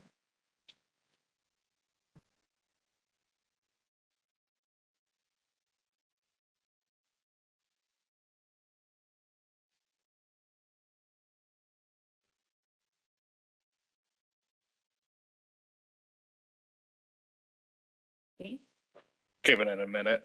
It's loading. Awesome. All right. Looks like we're all ready to go. Hello, everyone. Thank you for having us back to demonstrate the latest addition to BAR's online licensing platform, SimplyGov. My name is Cole Gandelman, and I'm the business licensing manager. Joining me once again today is Rebecca Guile. Rebecca is one of the licensing team's most experienced analysts and a subject matter expert for all things pertaining to the Enforcement Licensing Modernization Project, or ELM as we call it. On our previous demonstration, we showcased our business application workflows for new applicants. Today, we are excited to demonstrate change workflows for existing ARD holders. These workflows include change of controlling individuals and change of business information. In addition, we will also demonstrate our new educational certificates workflow and how it interacts with the BAR Auto Shop locator. All of these workflows provide the industry with quick and convenient options to keep their information current with BAR. After each workflow demonstration, Rebecca and I will take a brief pause to answer any questions from the group. Rebecca, the floor is yours.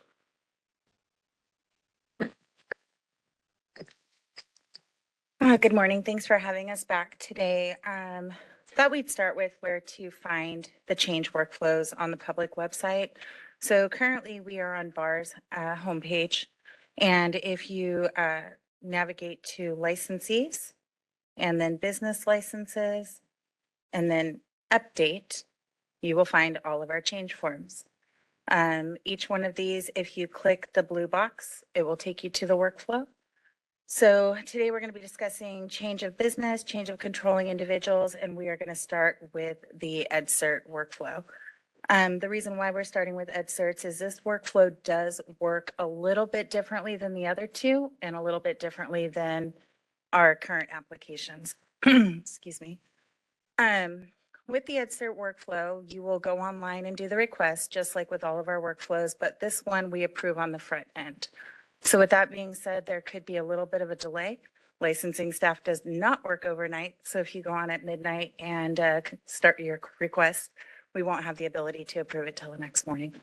So with that being said, we're going to initiate the request for the EdCert workflow. So just like previously with our license applications, you're going to go in and you're going to start the request with some basic information.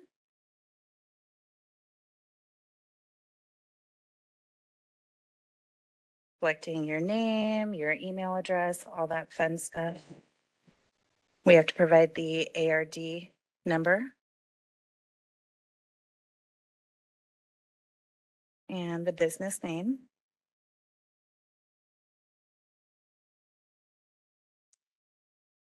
Address.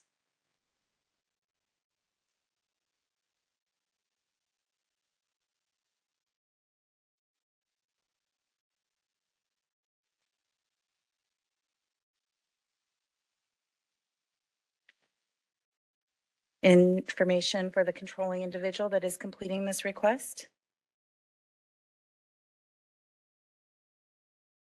Their title and their email address. So once we're satisfied with all the information that we've put on this initial request tab, we can navigate forward or backwards one of two ways. The first is by hitting next at the bottom of the web page. If you are further in the workflow, you would have a back option here, but because we're on our first tab, we only can advance forward, or you can actually grab the workflow tabs at the top of the web page.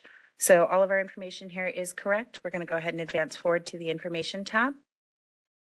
The information tab is just some general information. This particular one talks a little bit about who can potentially be authorized to make this request on the behalf of the business. So once we've read all of the information here, we're going to go ahead and certify at the bottom that we've read the above information, and we are going to continue forward. This time we'll use next. This next tab is our validation tab. This tab is just to capture the individual that's actually completing this form on behalf of the business, as well as their title and their email. And then we will select next to advance forward. And this is where we're actually going to submit this request to licensing staff.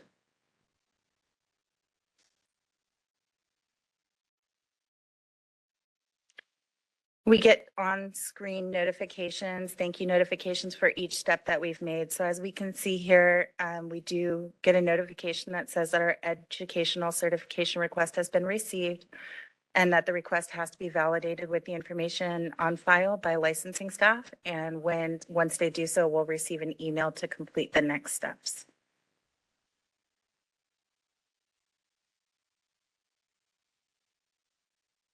I did already start the other two workflows to save us a little bit of time this morning, but we're just waiting on our EdCert approval to start our next phase, which we just got. So we will go ahead and look at our email, and in each email, when there's an action step required, we have a link with our next steps.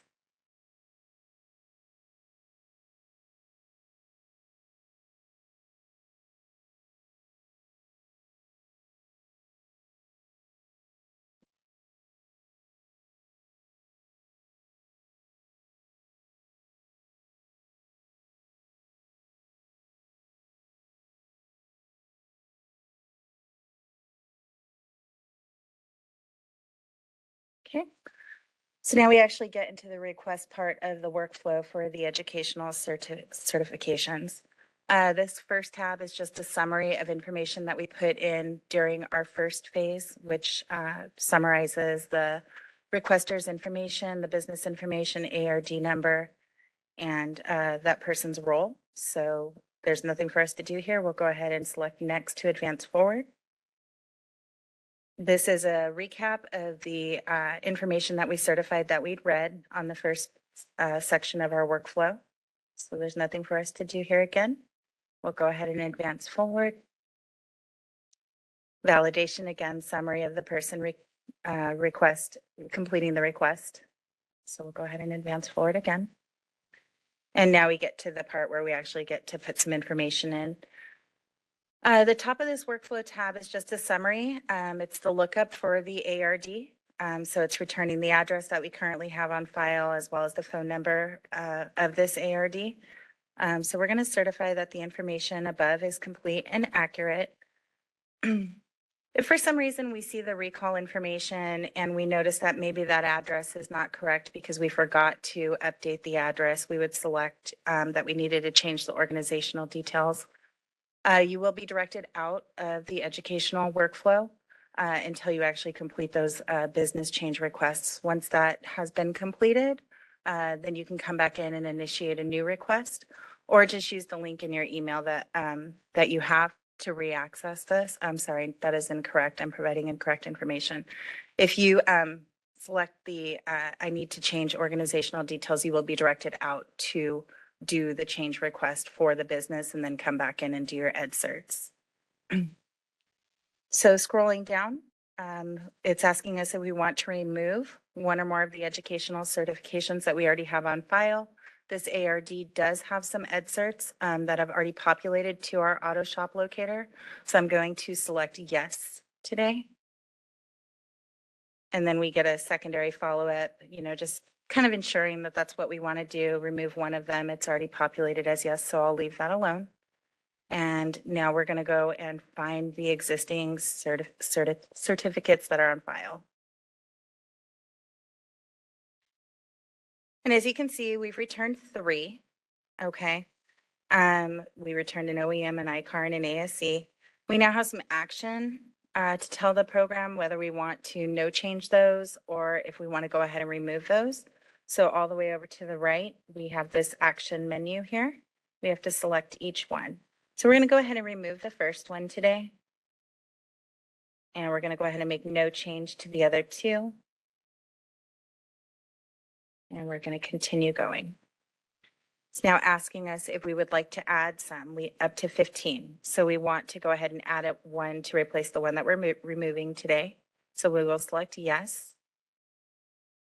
And the form builds out based off of our response. So we can now start putting some information in for our educational certificates that we want to upload. It will only let you do one at a time, meaning it only gives you one entry field at a time. But if the business has multiple that they would like to file to their ARD, they would just select this green box and it will add them line by line. It'll give them an entry one at a time based off of their selection. So today we're just going to add one.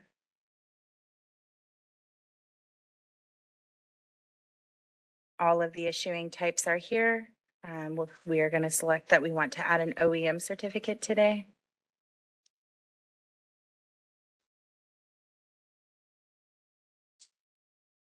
And we have to give it an issue date and an expiration date.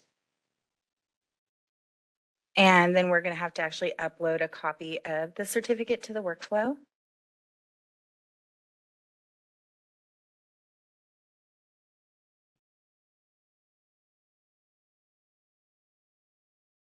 And if we're satisfied with our response here, we can go ahead and proceed forward using the next button at the bottom of our work page. Rebecca, what was the drop-down menu Sure. of options of types of educational certifications that you can upload? You had OEM already. As far as my uploads go? Yeah, what are your options? Like, are there PDFs? It's just hard to read from here what your. Apologize. It's PDF. Hold on real quick. Sorry. It's going to default. I thought you It's could. not really so much Simply Gov. It's not really so much the type of document, but it's more or less the size. But PDFs are acceptable. No, I meant the type of training certifications you can upload. You got, there it is. I can't read that, or none of us can read that. Okay, it's Yeah. ASCs are acceptable. Okay. Bar accepted training, ICAR, OEM, other, and post-secondary. There's 6 options there. Okay. Thank you. You're welcome. Okay, so we're going to go ahead and submit this workflow now that we've given it all the information that we want to. And again, we're going to, once it stops thinking about it, we'll see an on-screen notification with our next action step if there are any that we need to take.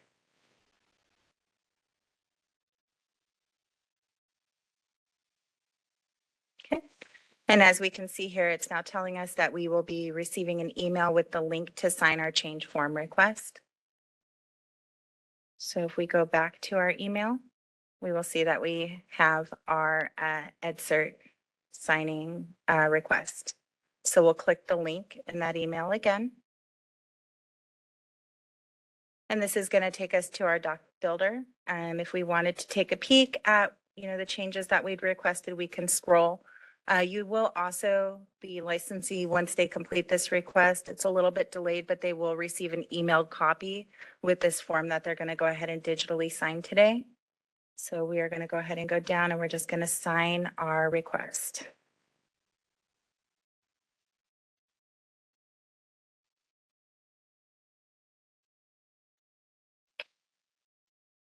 We'll click the blue submission. And we receive our on-screen thank you notification letting us know that this request has been submitted. EdCerts, as I said at the beginning of this, works a little bit differently because we do a front-end approval and not a back-end approval. So if we were to go to the auto shop locator on the website right now, we would see that our changes have posted to the website.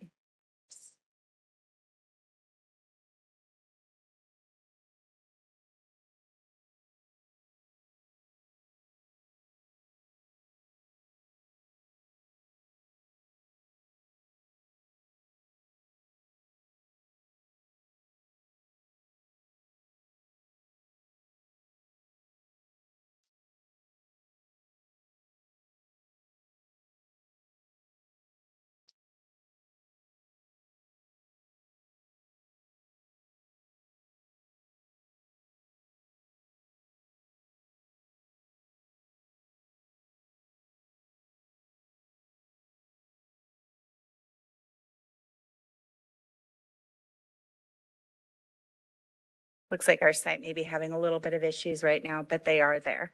So with that being said, that does conclude the ed certs. And so we wanted to give an opportunity for any feedback before moving on to the next section. This is the auto shop locator and grabbing the data that's been provided by the ARD and making this available for consumers who are looking for an automotive repair facility in their area for whatever the service that they can dial in on. The auto shop locator allows you to do that.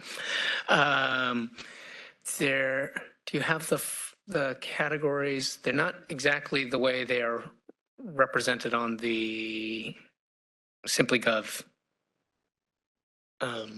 educational certifications uploading options page. And by that, I mean, I think we haven't called out, and there were some proprietary concerns of the training providers by calling them out by name. So we had to call them nationally recognized and industry accepted or something along those lines. OEM, again, we don't specify the OEM, so they could have one or more OEMs.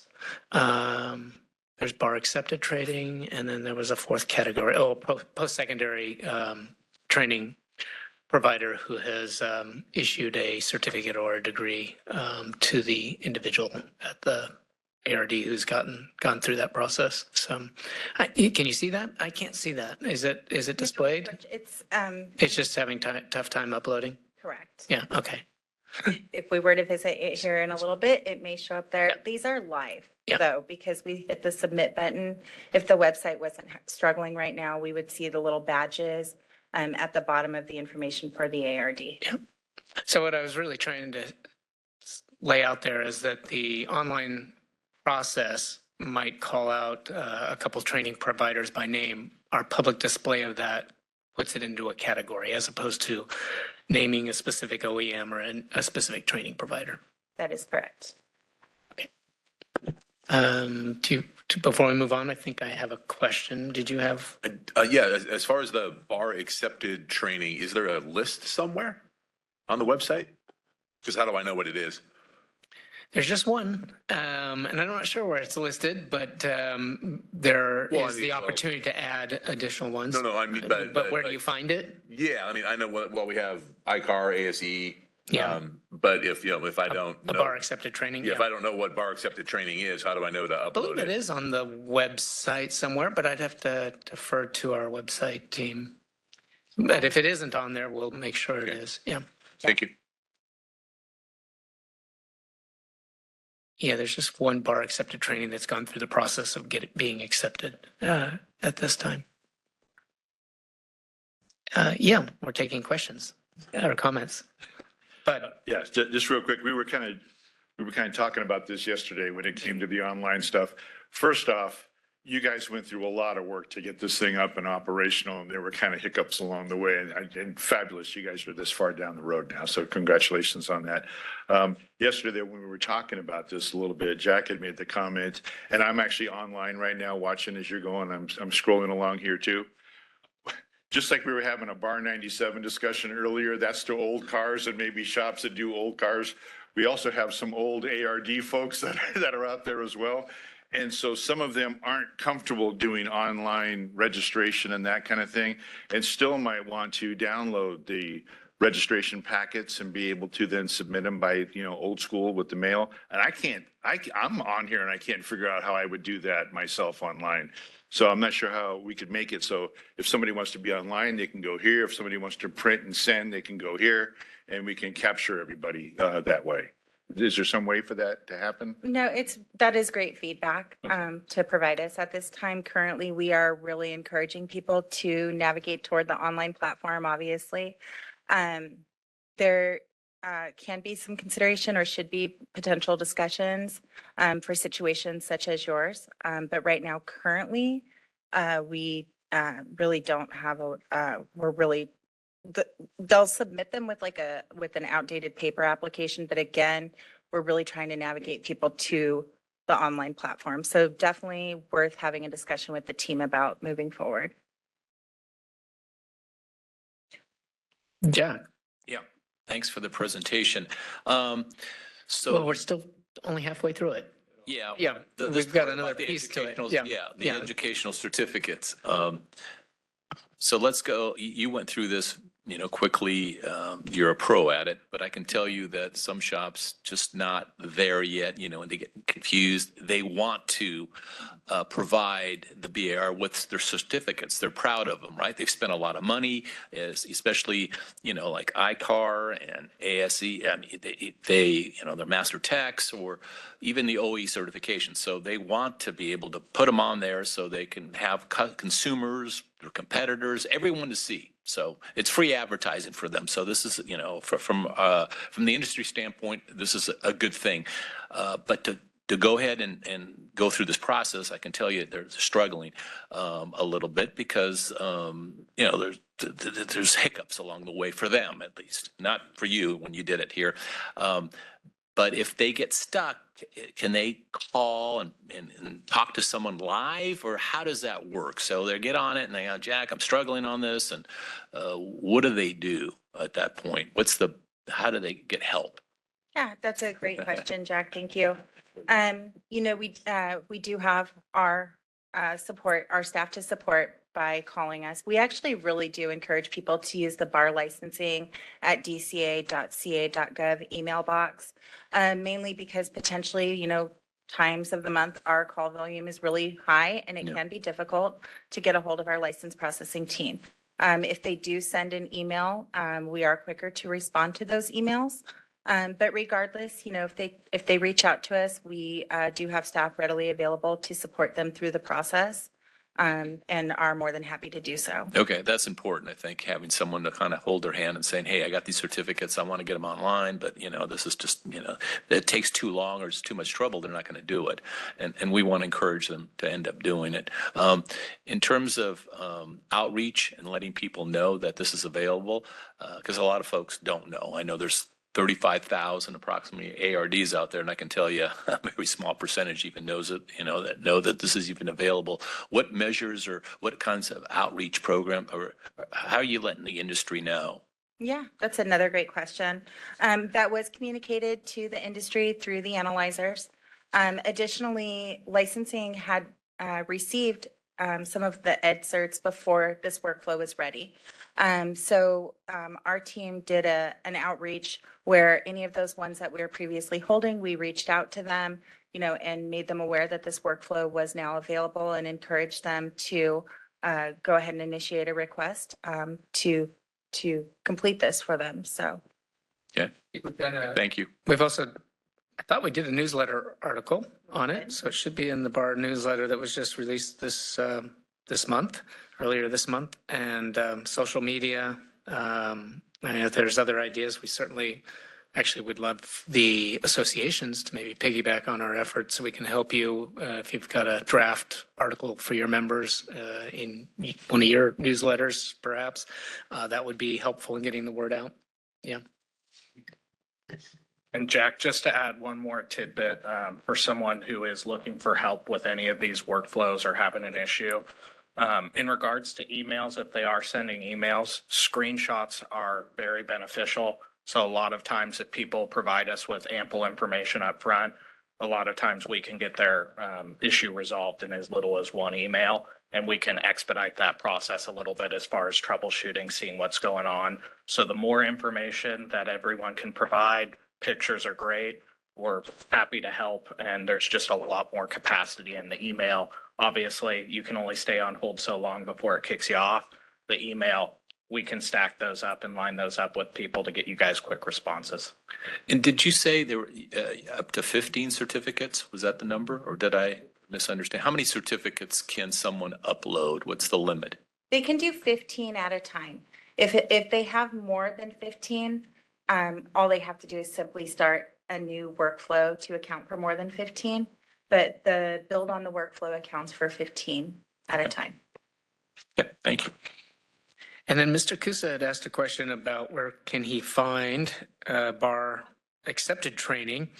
Go to our main site. It's bar.ca.gov/training. I'm going to click on it, the link, And you scroll down to, there's a lot of different training out there. Smog check, vehicle safety systems. Okay, let's go. Education, and then there's a category called educational certifications. And there's the categories I mentioned, nationally recognized and industry accepted educational certifications.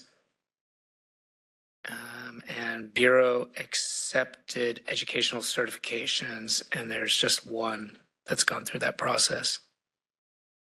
And you can find that on our website.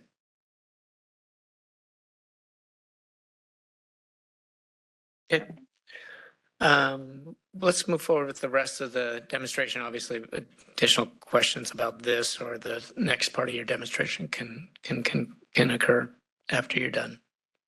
So next, we're going to move on to our business change request.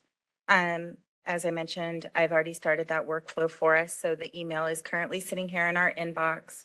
This workflow is used to do things like change the business address when they move, update a phone number, update the primary or secondary business service type. This workflow is not intended to change the individuals. That will be our third demo today.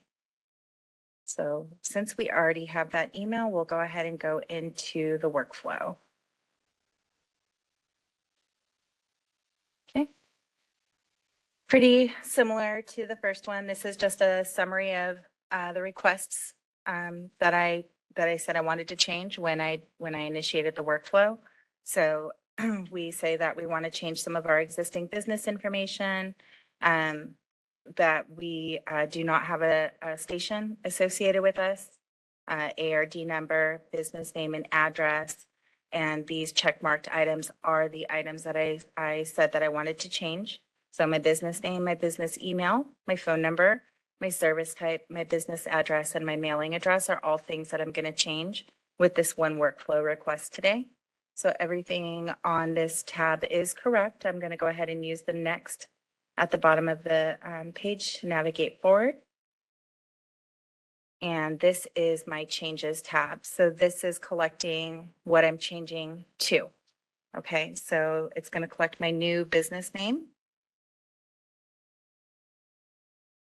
and my new business email address.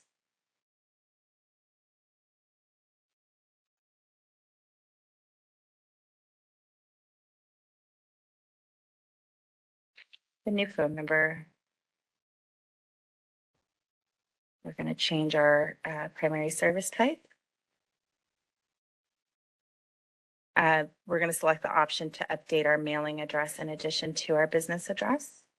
And just like with our all of our online applications, this was built with that Google lookup based on the address.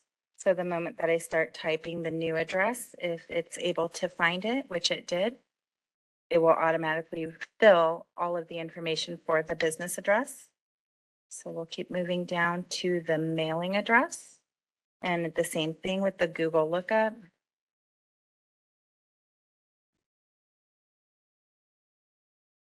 Populated all the information for me. And if I'm satisfied with my answers here, we'll go ahead and navigate to the next page, which is going to be the authorized signers.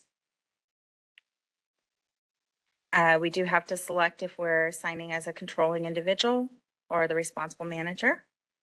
And we have to provide some information about the organization that's on file with the Bureau. So today we're going to be a corporation. And then we'll have to put a little bit of information in.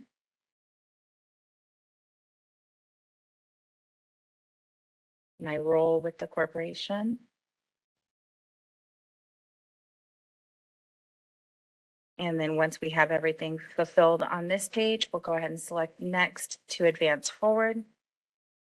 A summary of the person completing the form who's going to be signing it is the next tab. So we're satisfied with everything here. And we will select next to advance forward. And this is going to be our submission tab. And again, SimplyGov's going to kind of think about it. There's some things going on the background behind the scenes. And once this is complete, we will receive the on-screen notification that tells us any additional next steps that need to be taken.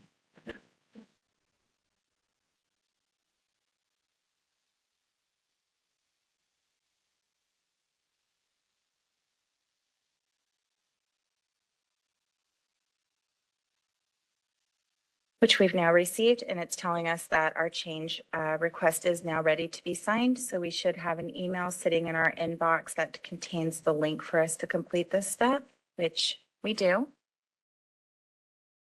And we'll go ahead and click the link in the email to sign our change request. And just like with the EdCert, you have the ability to go back and review the information on the document that you told us that you wanted to change. And if we're satisfied with that, we'll go ahead and sign this.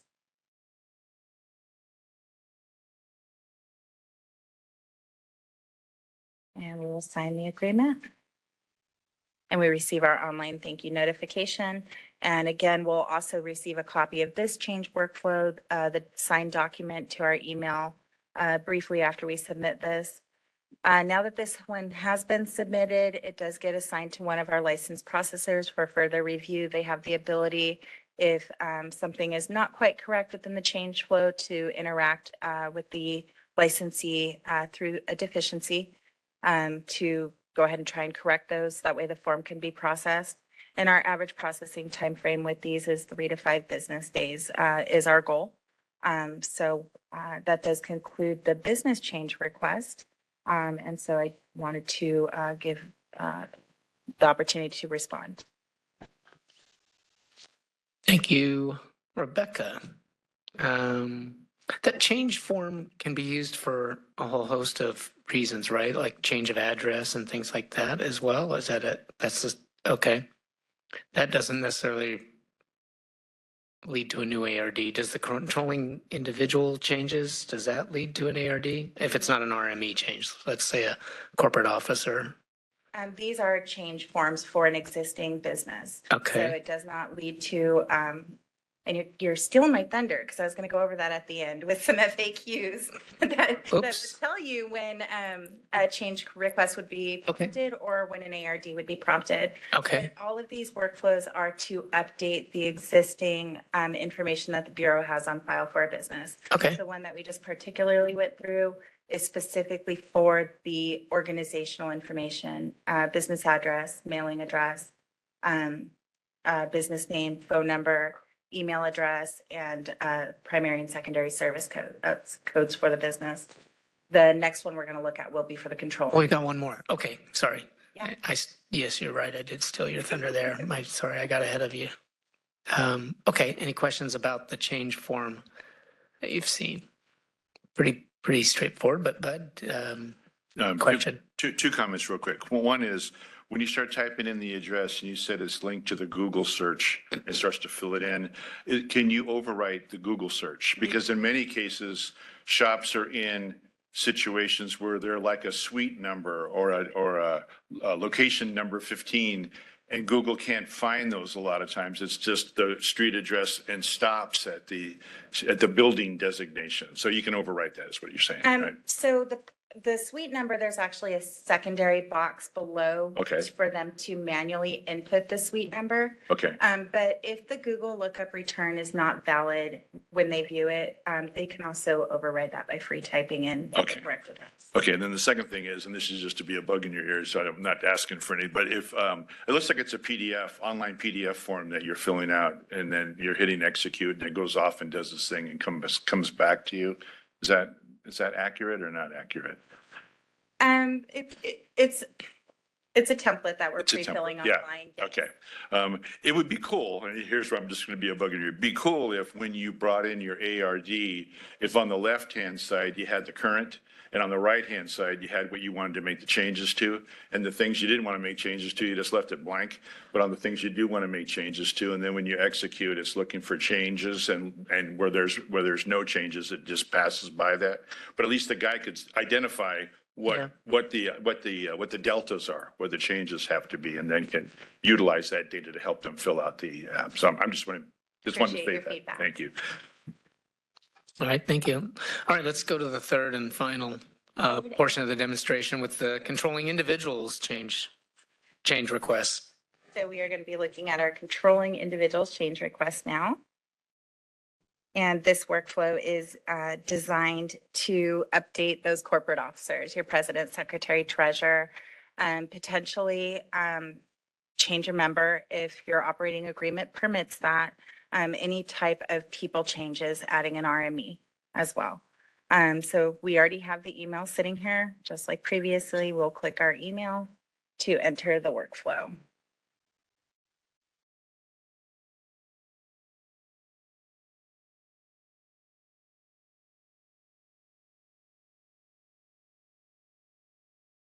Okay.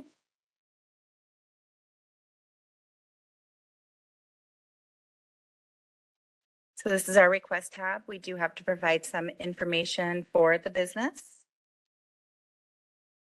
and our address. So business name and business address.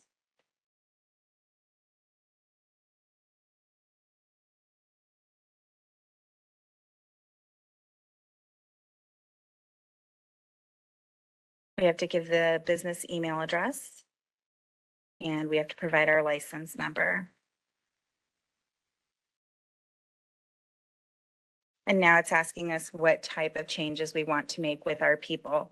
So the first option is to add one or more controlling individuals, such as president, secretary, or treasurer. So we're going to select yes today that we would like to change one of our controlling individuals. The second question is if we want to move, and that's adding any controlling individuals. Our second question is if we would like to remove any of our existing officers. So I'll select yes that I do. The third question is, do we want to add, edit, or remove one of our responsible managing employees? And we'll select yes, we do. And our fourth is, do we want to add or edit one or more controlling individuals not listed above?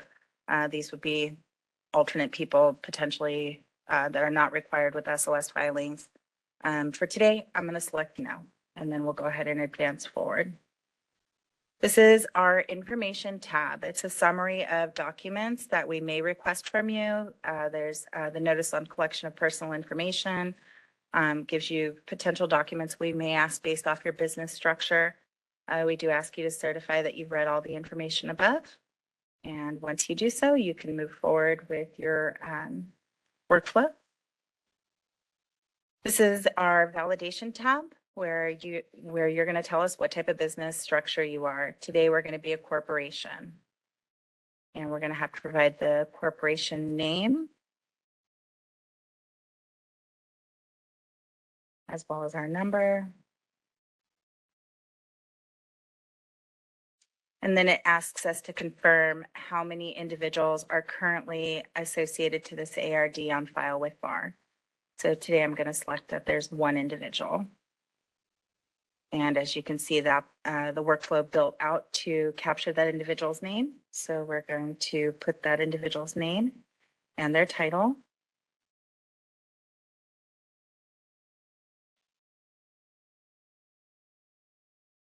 We also have to provide their email information.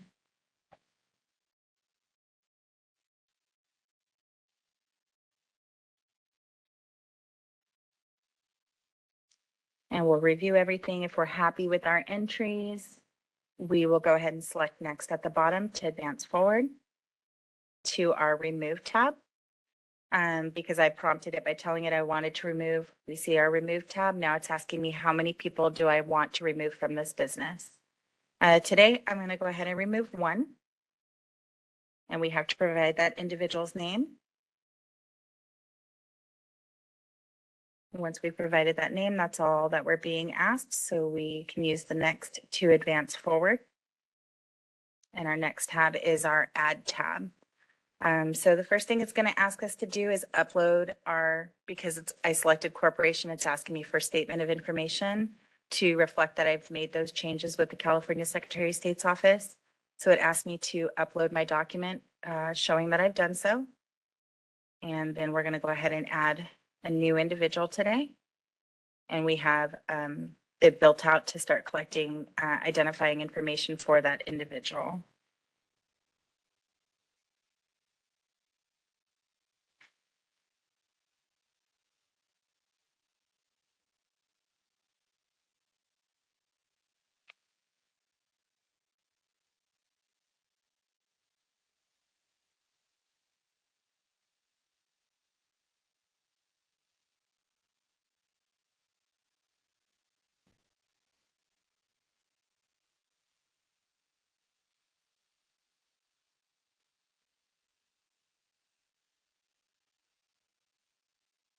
So once we've put all of our information in for our new officer and we're satisfied with the information that we've provided, we will use next to advance forward.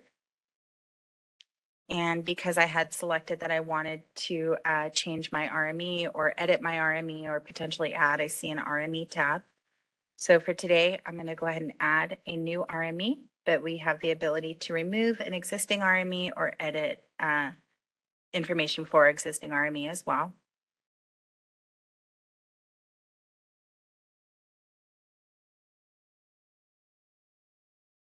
And again, we'll have to provide some identifying information for this individual.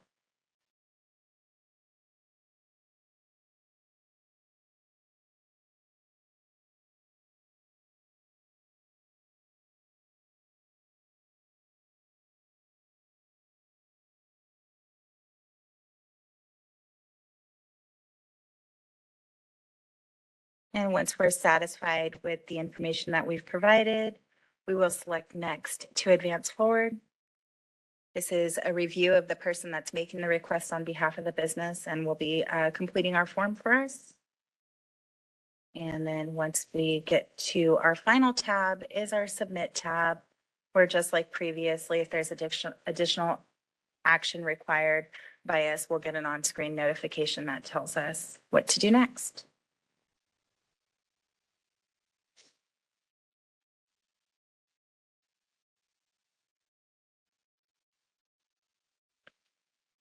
So we do have that on-screen notification and it is telling us that our request is ready to be signed. So if we return to our email, we should see our email to sign our controlling individual change request.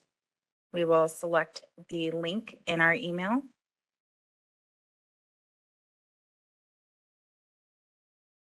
Again, summary of our changes with the document. And we will go ahead and sign.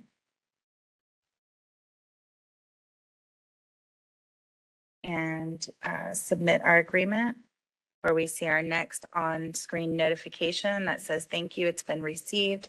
It's under review. Again, these usually take licensing staff about 3 to 5 days to process these. We do our due diligence to get them processed in a timely manner. So with that being said, one more thing that I wanted to show was FAQs on when a change request would be appropriately as opposed to a new ARD application. So if the consumer visits our website,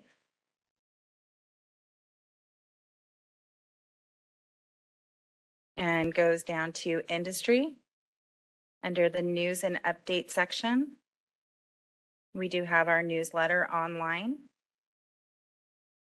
where there is guidance in our spring 2025 issue on business and ownership changes. And it's got some FAQs that may help the consumer navigate if the change workflow is appropriate for them as opposed to a new initial ARD application.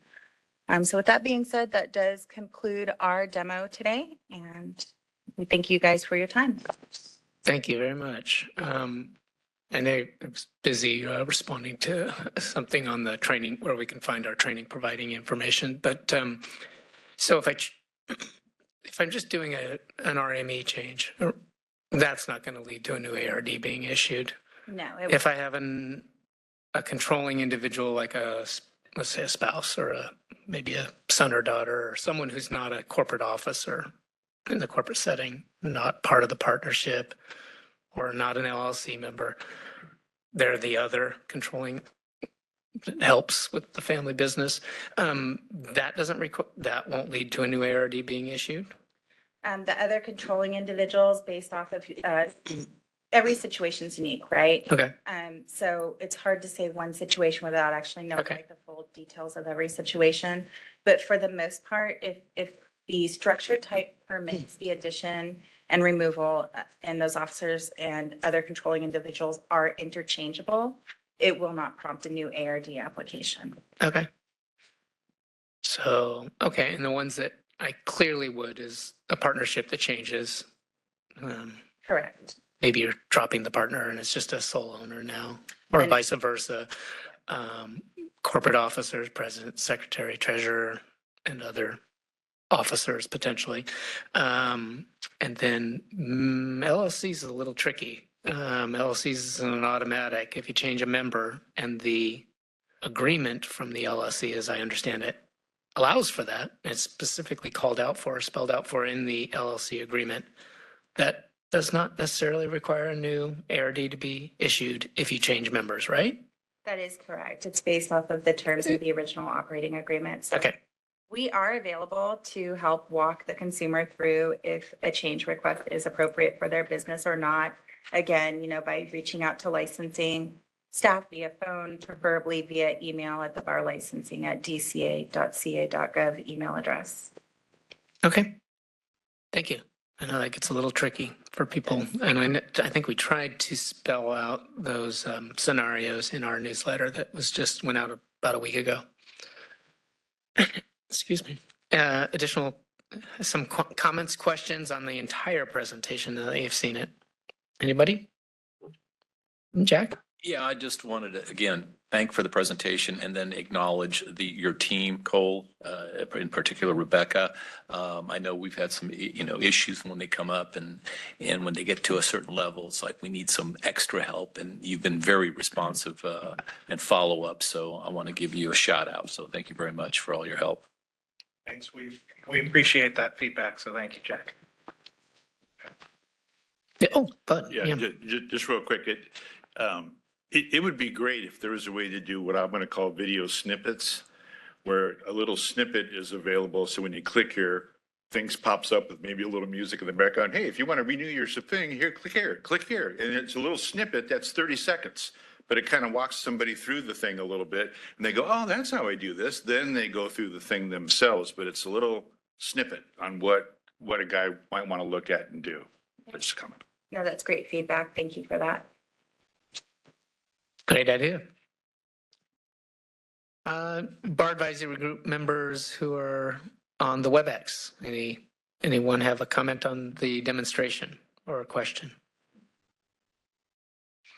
This is the moderator. I'm not seeing any hands just yet. Moderator? Okay. Let's open it up for public comment. I'm not hearing any other comments from advisory group members on the WebEx. So any comments or questions from anyone here in the room? Moderator, can we open it up for public comment on this presentation, the demonstration? WebEx is open for On public WebEx. comment. If you'd like to make a comment, please raise a hand by tapping that hand button at the bottom of the screen. Connection issues? No? Moderator?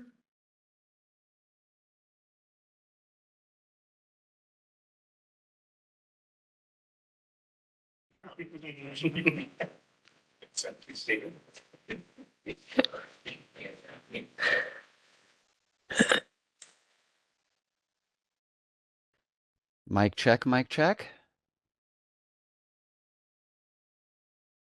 Well, if we are having some connectivity issues, we're still recording, so that's good news. But we'll circle back once we get them back on in the public comment on items not on the agenda. If there's comments on this presentation, we can take it at that time as well, once we get them back up. So I think you're excused for now, but hang tight because we might get someone on agenda item number 10 asking a question about this. Thank you both. Great job. Matt, can you unmute? Last piece of this, I don't know about the last, but another important piece of this is our current online renewals are not tied to this SimplyGov platform at this time. So we're looking to dovetail the two and processes. And we'll hope to have that sometime in the next few months and maybe even have a presentation at the July meeting on that. Our next presentation is from Bill Thomas, going to give us another complaint case study. I think it's relating to collision repair storage transaction. Yes, the topic that will not go away. Well, Take it away, please. Thanks, Bill, for joining us today. Oh, you're more than welcome. Anytime. I do want to, first slide is up that says complaint case study, and I want to kind of give a little background information there regarding complaints. I mean, what is a complaint? Obviously, the predominant volume of our complaints are from consumers complaining about their experience during an automotive repair transaction, in the neighborhood of 16,000 of those a year. We also get complaints from we have insurers who will make referrals to us about storage fees. We get complaints. Pat and I receive complaints from consumers and from ARDs, and all of those complaints are just that, complaints. And when the Bureau investigates a complaint, whether it's me looking into something that was referred to me, or the insurance referrals group, or a field representative investigating a consumer complaint, BAR's position and my expectation for all of the staff in the field operations and enforcement division is BAR's position is a neutral third-party finder of fact. We do not go into any complaint with a bias towards one party or the other. And I wanted to reiterate that because whether it's a complaint from an ARD going to Pat or myself or one of my managers, or it's a consumer complaint, know that we're going to look at it and we're just going to try and figure out what happened in the transaction, what went wrong, what went right, and how can things be resolved if there is a pending resolution, and what can be done to make sure things like that don't happen going forward. So this complaint, I won't say how it came to us, but I want to reiterate, please do not hesitate to send us a complaint, even if at the end of it all, we come back and say, well, the submitter of the complaint, you could have done X, Y, or Z differently. And we do that with consumers sometimes. We have consumers who, through some actions that they may have taken or failed to take, contributed to the situation that they're experiencing. And people don't always like to hear that, but I want to remind everybody of that. And just, it'll be relevant as we go through today's complaint study, Coffee with Bill. So, and also, it's been a few weeks since I read this, so this ought to be fun. I'm hearing it for the first time in a while, too. So, next slide, please.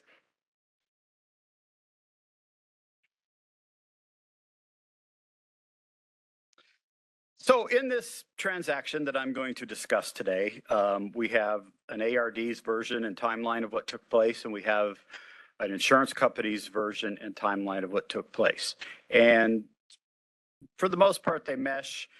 Both parties kind of left out steps that maybe they weren't aware of, or chose to leave out what they provided to the Bureau, but or to each other as we go through this. So on December 27th, a vehicle was presented for repair at an ARD selected by the registered vehicle owner. It was a post-collision repair. On December 30th, which I believe it was a Monday, the ARD informs the insurer the vehicle is a total loss. Now, how they informed the insurer is by telling a claims adjuster who was out there on behalf of that insurance company on another claim saying, hey, this one over here is a total loss. On December 31st, the ARD,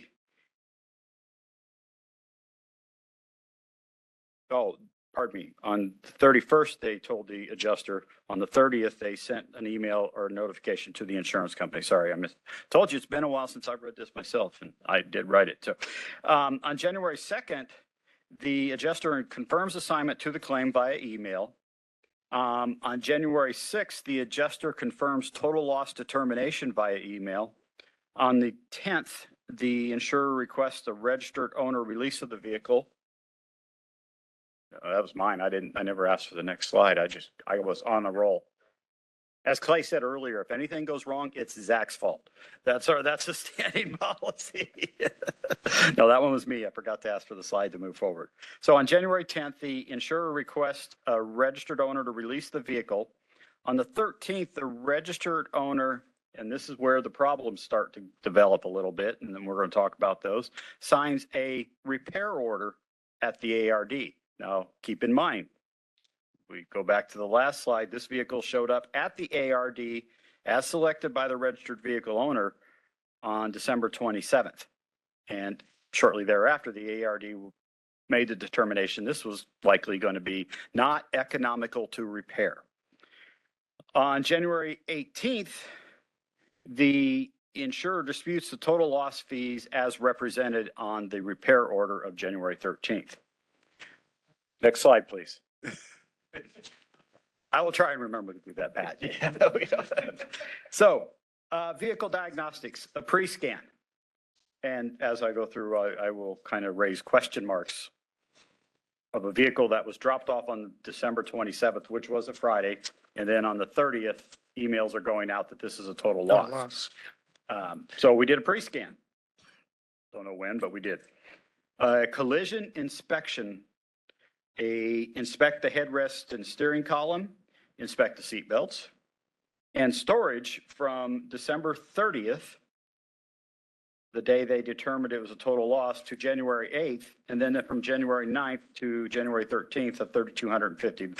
Those 2 date ranges were separately itemized on this quote unquote repair order for a grand total of $4,150 charges presented to the insurance company for payment in the total loss settlement. Next slide, please.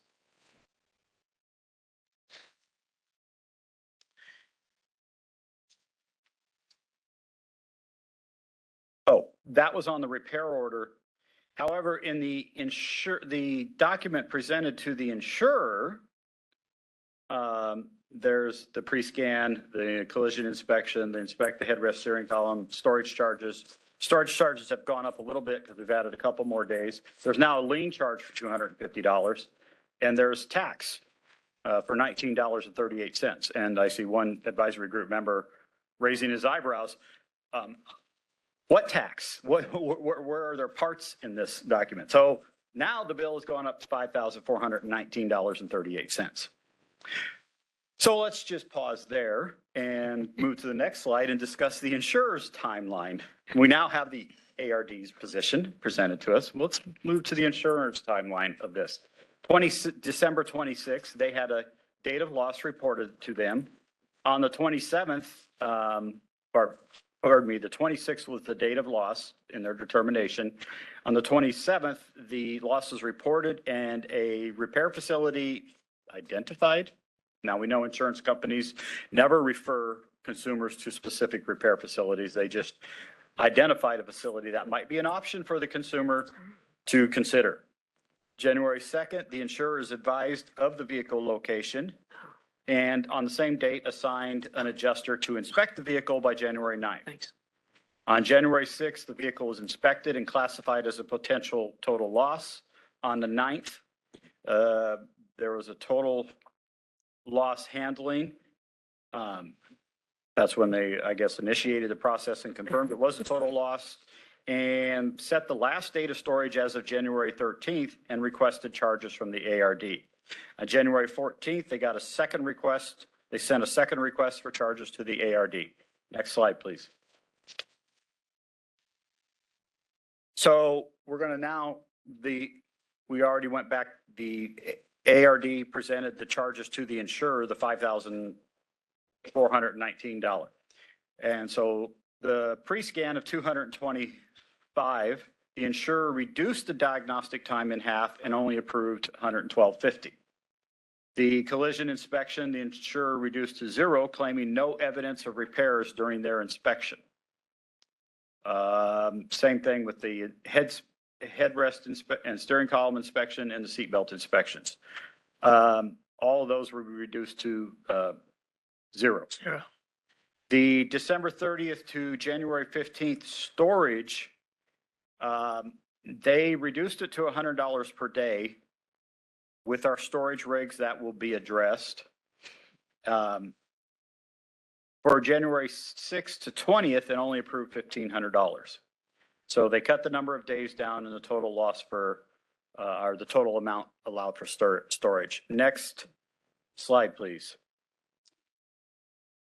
The insurer reduced the lien charge from $250 to zero because the ARD failed to provide any DMV lien documentation. As expected, the insurer reduced the tax to zero, and total they reduced the $5,419.38 to $1,612.50. Next slide, please.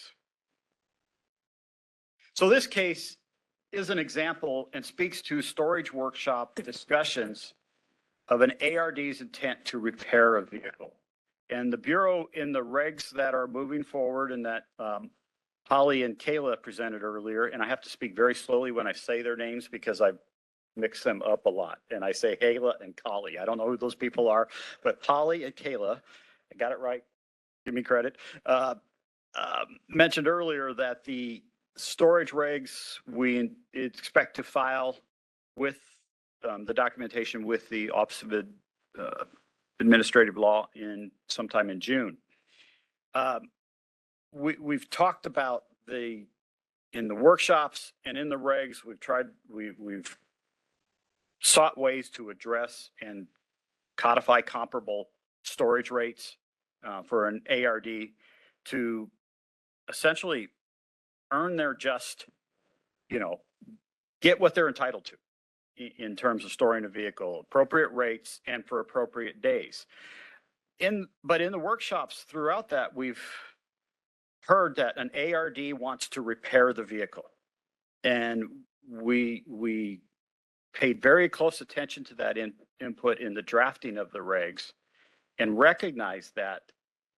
But this is, as I've mentioned, or I mentioned before the meeting to a couple folks on the side, this is the second time this is a very similar presentation that I'm making with this same circumstance. The ARD knew and acknowledged knowing on the third day the vehicle was at their facility that it wasn't going to be repaired. And they should have started charging storage from that day, period. And then when the insurance company asks for a total loss settlement value, it should be storage from that day. But instead, they made the decision to put in on January 13th repair charges. Now they've turned it into a repair transaction. And the question we have is, okay, when did the repair transaction start? First of all, when was it authorized? Granted, it wasn't signed by the consumer. A repair order wasn't signed by the consumer until January 13th. So in the Bureau's eyes, they have no authorization to do repairs. That vehicle's just sitting there from the 27th to the 13th, failing to get an authorization. They should have kept it a storage transaction. And we see this frequently in our referrals and now, as I said earlier, Bureau takes no sides in these and just tries to lay out the facts and apply the laws and regulations that we have jurisdiction over. And given the area where this transaction took place at, $100 a day per storage, as identified by the insurance company, seems extremely low and is not comparable to what other facilities. So the Bureau recognizes that, and we have told insurers in the past that have made referrals to us and have challenged the dollars per day being charged. We said, no, in Long Beach, yeah, you're going to pay $250 a day. It's Long Beach. The cost of real estate is very expensive. So this one isn't Long Beach, by the way. So we've tried to create a mechanism in those regulations, to create market storage rates and let ARDs charge those. But sometimes, and we all too often see this circumstance where the ARD recognizes it's not a repair transaction, it's a storage only transaction. And I mean, really, my question would be is, why not inform the consumer of that when that vehicle is there on a tow truck? Say, look, we don't think we're going to be able to repair this vehicle. If you leave it here with us, we're going to be starting to charge storage beginning today at X dollars per day. Let the consumer know that. But then 2 weeks down the road, it gets turned into a repair transaction, and now it's become a mess. And now we have to sort through what cost charges are appropriate and not. All right, thank you. Oh, Pat's like, move along. So draft storage regulations, we're trying to get market rates. That was on the previous slide. However, knowingly entering into a repair transaction for a vehicle that is not economically feasible to repair may fall under Business and Professions Code 9884.7E, which defines fraud, which is knowing, withholding material information. If a collision repair facility, if the vehicle was hit by a train and they start a repair transaction, I think all of us would agree they're withholding information. That vehicle's not repairable. And it's withholding of a material fact that should be shared with the consumer. And tell them, we can't fix that car. Sorry. There's just nobody that can. Properly documented consumer requested repairs to the vehicle. And this has been brought up during our workshops as well. Maybe they want to, and you can tell the ARDs, certainly they provide the information to the consumer and let the consumer make the decision. Say, look, we don't feel this one is economically feasible to repair. The cost of repair is likely going to exceed the value of the vehicle. And the consumer say, well, this was my parents' vehicle or something like that. It's sentimental to the value. I'll pay whatever it takes to fix it. And the ARD, perfect. Enter into a repair transaction, prepare an estimate, and do the repairs. VAR supports and encourages ARDs to earn and collect appropriate storage and/or repair charges. Improper charges equate to consumer harm and potential enforcement action. Not the best note to end it on, but that's what enforcement action be my last words. I don't know if that was my best approach. All right, thank you, Bill. We'll take a few questions from advisory group members here on the dais. And we'll have to take a break to go further with the WebEx. I guess there's some technical difficulties we need to iron out. So any questions or comments from Bud? So help me out, Bill. Okay, help me out. So I get a call from a customer that says, hey, my car got banged up and I'd like for you guys to see if you can help me. She brings the car in. It comes off the tow truck. I say, okay, I'm going to do an inspection for this vehicle to take a look and see what I can see on it. I would think I could charge them for that inspection time to look at the vehicle. At the same time, that's my customer, right? Absolutely. It's me and her. Absolutely. That's my customer. Okay. I start looking at it and I'm going, man, there is the rear end, the axle's broke, snapped. This. It's going to cost you a fortune to fix this thing. I think it's not worth fixing. It's way over the thing here. And I say that to my customer. Your thing said he starts talking to the insurer on line number 2. No. I'm talking to my customer saying, I think it's going to be too expensive to fix this thing. And so I think this car's done. I might say that to them, right? And then at that point, where do you want me to send this thing? I mean, that's what I'm going to ask you. Would you want me to send it back, tow it back to your house and blah, blah, blah. And here's the time I've spent checking this car out. Boom. Okay. So at the point where she says, let me check with my insurance company, then I can say, if this thing stays overnight, I got to charge you a storage rate. And here's what it would be if it's going to sit here for a while. And I'm telling that again to my customer, right?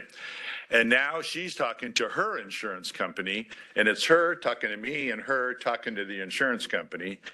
And if the insurance company calls me, I'm going to say, hey, the vehicle's here on lot spot number 5. Send your guy over to take a look.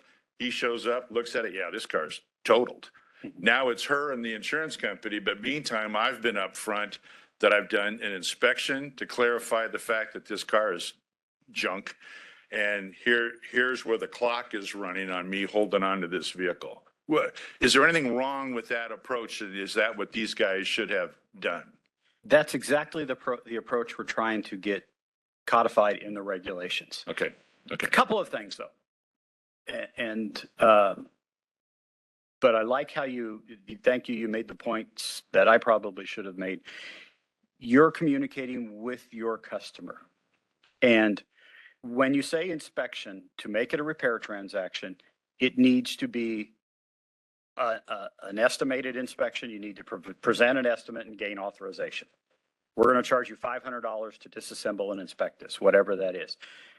To meet the tear down requirements in the regulations, in the current regulations and remaining in the regulations that are subject to adoption from the Office of Administrative Law,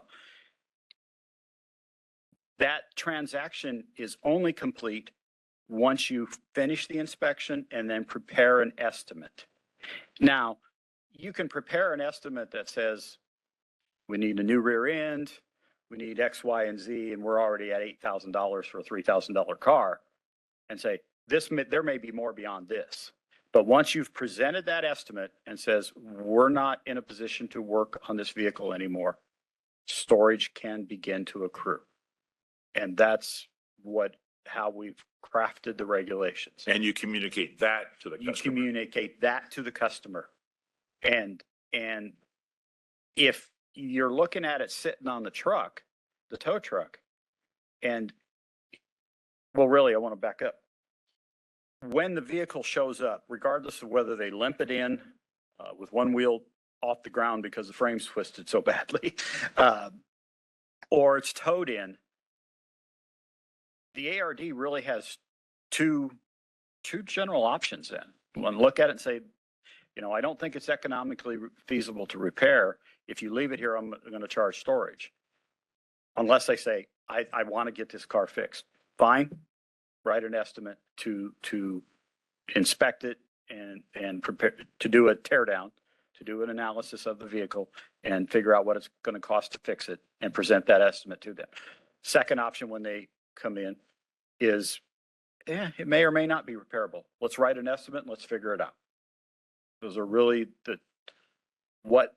how our regulations, the storage regulations are crafted, is those two scenarios. And there is the third scenario, the vehicle shows up in the middle of the night from a tow truck there's a whole section on that. Not going to get into that today, but this ARD should have told the consumer that it looks like if they determined by Monday on a car that was arrived at their facility on the 27th. I don't know if the consumer drove it in or if it was towed in. Don't know. I can't tell that from the paperwork, ascertain that from the paperwork. There's not a tow charge anywhere. So anyway, if they knew by Monday it wasn't economically feasible to repair, they should have just called the consumer, look, we're going to start charging storage. You might want to get a hold of your insurance company. But time and again, we see this where 2 weeks down the road, it gets twisted into a repair transaction. Jack. Yeah, let me just follow up, Bill, on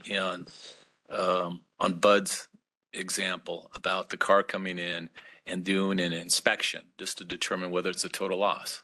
That's kind of what he suggested, right? So let's set aside no tear down because it's a ball of metal and you're not going to tear it down but you could maybe prepare an estimate for the customer directly and say, I'm going to visually inspect this vehicle to determine it's a total loss. I need your authorization to do that. I'm going to charge you $200 to do that. Is there anything wrong with that? No. Okay. Is that considered a repair? Yes. Okay. So if they do that, then they can start charging. I mean, and say they go through the scenario where they tell the customer, it's like, we can't fix it. Get it out of here, get it towed to, the salvage, whatever, just get it out of here because we're going to start charging you storage. So far, so good, right? Right. Okay. And they go through this process, they can start charging their market rate in that area. Yes. So there's no issue there. No issue. Okay. They do need to, even if it's an inspection, there needs to be a follow-up estimate of what they found. Written documentation of what they find and an estimated cost. Yeah, the estimate, like I said, just $200 to inspect it. To do a visual inspection to determine whether it's a total loss. Right. And the answer, the result would be, yeah, it's a total loss. That's what I charged you for. That's what we agreed to, right? That's the service you provided. You charge $200 to provide an inspection to determine an estimated amount to fix. No, to repair to determine whether it's a total loss. But how can you determine if it's a total loss unless you've documented the repairs necessary and the cost of those repairs? You do a visual. It's a ball of metal. I mean, you know, what are you going to do? Why spend more time? Why do it? Then you have to do a kind of a tear down. We're just saying, you're trying to help the customer here, right? You're just going to do a quick and dirty visual on this. And you tell the customer, I'm going to look at it, give you a quick look. There's no way we can repair this. I can see it. You know, based on my experience, I'm just throwing this out as a scenario. Questioning why they need to even do an inspection on a ball of metal, but Yeah. I mean, that is your inspection. Once, Right.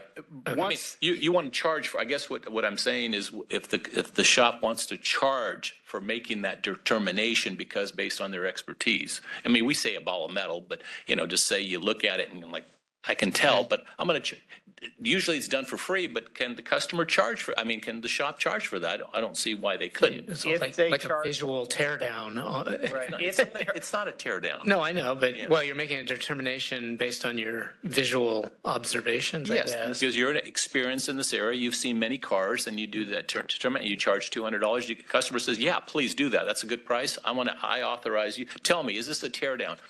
And that's what they pay for. And he says, yeah, it's a tear down. Total loss. I'm sorry. like Pat, I'd be wondering why to charge for it. And if you're going to charge for it, it's now in the repair realm. And it's, whether you call it an inspection, a disassembly, which I've seen on more paperwork, and, you know, kind of wonder if there's not value to that as compared to the term tear down. Too late in the game to rethink that. But anyway. I'm smelling another workshop. No. Spelling another reg.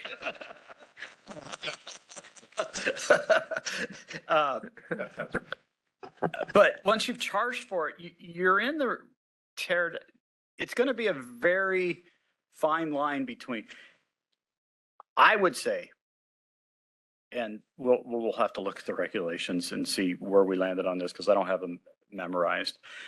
Once you create a repair transaction, there's an obligation to provide the consumer with a written estimate. If you're going to do a visual inspection, yep, that's a total loss. Charging for it's going to put you in contention to be one of my presentations here without providing an estimate after that. Because what have you provided for the $200? You've provided your expertise in determining whether it's a total loss. That's what you agreed to, and that's what you bargained for. Okay, but and I just raised it because Bud raised the question.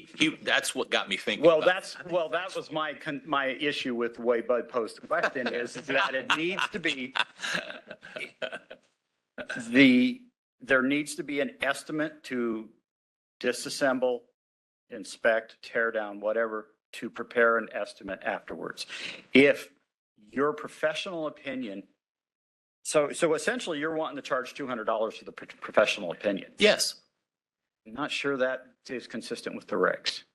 Really? Well, I don't know about the regs. I'm just saying the Automotive Repair Act doesn't prohibit that. I mean, the customer says, yeah, please determine that, right? I bet you could. Yeah. You're making an agreement. I'm going to look at this thing and give you some advice for visual. $200. But I'm going to want to see, the results of that visual inspection. Okay, but I'm going to come back and say, both doors are smashed in, the axle's cracked or broken, the wheels are falling off. You're going to say that or you're going to document? No, I looked at that and I can see that. I can visually say the doors are smashed in and I can see that I'm going to want it in writing. Yeah, and I could do that. I could do that. And then I could also say, I looked up on this online and your vehicle's worth $800. This, but I'm going to want a big disconnect here. Yes. Yeah. That's I think you could do that. So could my repair estimate be $45,000 because that's what a replacement vehicle costs? If the customer. No. So I'm going to do my $200 inspection. I determine it's a total loss. My written repair estimate is $45,000 because I'm just going to go buy him a new car and sell it to him for $45,000. Have to be licensed. I mean, just solving the repair estimate issue, right? I think we can agree that if in 5 minutes I know it's a total loss, I'm not going to spend 6 hours building an estimate to repair a total loss. But a total loss replacement is a new car. Maybe one of my next presentations, we'll get into a discussion of the words false and misleading. Is it $45,000 to fix the car? No, to repair the car? To replace the car? Yeah. Did we get back up and running on the WebEx? I do. Okay. And we're running up against the clock. Let's give it about 5 minutes. We could just sit here and hang on until it gets back going. Yeah, it might take 1 minute. Okay, we'll give it, let's see, it's 12:50. Well, 12:55. We're gonna run a little over, but we did. Yeah, we started about 6 minutes late too. Okay, we'll resume at 12:55. See if we can get the WebEx back up and running. All right. Can one of our online members talk to me, please? Uh, looking for Matt, Megan, Ruben. We might not have to. I can hear you. Okay, Oh, perfect. yeah. Can the room hear us? Yes. All right, fantastic. Okay. You want to know where we're at? Oh, you can hear us. We just couldn't hear you. All right. We will. If you need to take the break, go ahead and take the break since I mentioned it. But we'll just plow through with going to our WebEx. Any bar advisory group members have any questions or comments relative to Bill's presentation? This is the moderator. I see no hands. Okay, we're going to open it up for public comment. Anyone in the room? He was standing behind you, but I don't know. Oh, now he's sitting. Okay, he's just stretching his legs. All right, moderator, may we open it up for public comment on this presentation? And then I'll circle back to the bar advisory group members here because they kind of cut them off short. Absolutely. We are open for public comment via WebEx. If you'd like to make a comment, please raise a hand by tapping that hand button at the bottom of the screen. Dial-in users, dial *3 to raise your hand.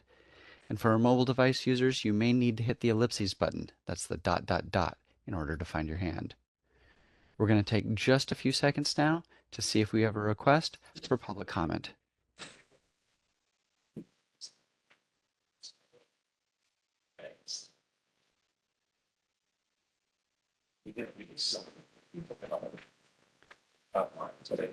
Seeing no requests, I think we're safe to continue. Okay. Any final thoughts or comments on that? I mean, I kind of facetiously said it's this inspection that's getting a charge of $200 and your interest in getting, Bill, a repair estimate. I'm calling that somewhat facetiously, but I think it's a teardown with your eyes. You've made some determination, and I know it's not in the sense of manually putting your hands on the vehicle and tearing down or disassembling, but there is some kind of determination that's been made, and I think that a repair estimate should be and is expected under the Automotive Repair Act, and at least in the Bureau's expectations. Yes, and I'm reluctant to quote sections of regulation from memory because there's a very high likelihood of inaccuracy in that quote because we have a lot of statutes and regulations, but the definitions of tear down, I think are going to come real close to that inspection. Yeah. And if not, I'm going to go fix it. Yeah. I know the statute talks about diagnosis, if what you do. And it really is. I mean, again, until Bud mentioned that, I was thinking, what prohibits you from doing that? It's not technically a tear down. We're just giving a visual inspection and determination of whether it's a total loss. Thank you. You've just made my point because in our regulations, there is a section that says the ARD must document the results of any diagnosis. Right. The diagnosis will be it's a total loss. It must be documented. No, it's got to be. We're not denying that. I mean, if you're going to charge $200 for an inspection, call it an inspection, that's fine. But when the program representative goes out there and wants to know why you charge $200, oh man, I found the doors were, like all the items that Bud listed, but nowhere is it documented. No one said we're not going to document it. But it's going to be, I think we're now much closer to being on the same page there. Yeah, I think we're understanding each other. Thank you. Good. Until the next time. Bill says back. We'll see. Now, you did say that there was one that you wanted to bring forth. scenario. I can't remember what it was. We'll talk about it offline. I can't remember what it was. Yesterday? Well, When I I said thought that? today you said something, but we'll figure it out. Oh, okay. Yeah. We talked about something yesterday that I want to. Oh, okay. Maybe it was yesterday. So lost track of time. All right. Thank you, Bill. Once again, as always, it's always good to peel back the work that we do and open it up for comment from our stakeholders. Let's go on with the agenda. We have two handouts. We'll combine this into one agenda item, the enforcement statistics update and licensing statistics update. Any comments about either of those two handouts? Any public comment? Moderator, can we check to see if there's any comment regarding those two handouts? All right, WebEx is open for public comment. Yep. On the handouts, if you'd like to make a comment, please raise a hand by tapping that hand button at the bottom of the screen. Dial-in users dial *3, and mobile device users, you may need to hit the ellipses button, that's the ... in order to find your hand. We're going to take just a few seconds now to see if we have a request for public comment. Bring it in.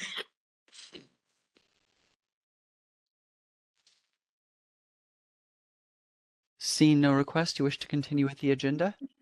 Yes, we will. Thank you. All right. Agenda item number 10, public comment on any items that were not on the agenda today. Anybody from the room here? Not seeing any. Moderator, can we open it up for public comment on agenda item number 10? Absolutely, and I see one hand already. So we are open for public comment on agenda 10. If you'd like to make a comment, please raise a hand by tapping that hand button at the bottom of the screen. Dial-in users dial *3 to raise your hand, and mobile device users, you may need to hit that ... Our first request is coming from Enrique Delgadillo. Hold on just a moment, please. We're sending you a request to unmute your microphone.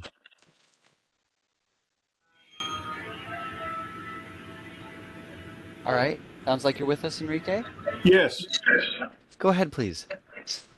Must have been about 20 years ago when you had this kind of meeting, and I attended my first one in Sacramento, and I mentioned the need to move on to hydrogen cars. Lo and behold, you all did it. Thank you. And now with the incoming of electric cars, I'd like to request testing for frequency on electric cars and the newer cars without the wiring that are taking place with Wi-Fi and Bluetooth, as well as the proximity sensors. I know there's a operational on the VSS, but just some kind of foresight on the instead of hindsight on the effects of the frequencies of the cars with accumulation and everything on. Only why I say that is a friend of mine, Jerry Wilcox, was a radio repairman who ended up on disability due to the proximity of his physical body being around it all the time. So I would like to see some kind of concern towards the newer cars with a lot of Wi-Fi, Bluetooth, proximity sensors to incorporate in the near future for foresight, frequency testing implemented into the smog testing. So just to catch up with the changing in industry. All right. Thank you, Enrique, for the comment. I believe the roads and shorts and the hospitals already have that implemented for many years on all of their electronics inside hospitals for obvious reasons, cross contaminations of the equipment and the effects on the public.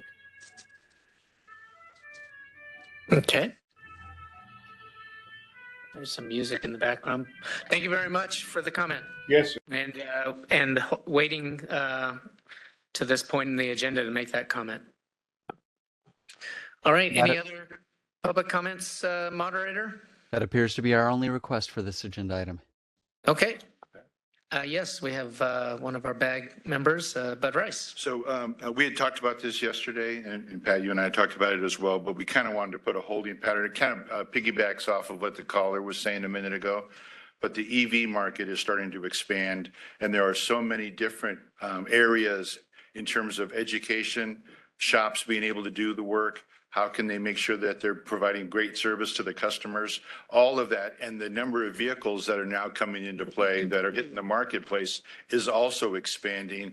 So I kind of like to at least put a line out there in the sand that we should be talking about these things on the EV market and start trying to dig into it a little bit as to what it means both for the industry and for BAR in terms of oversight.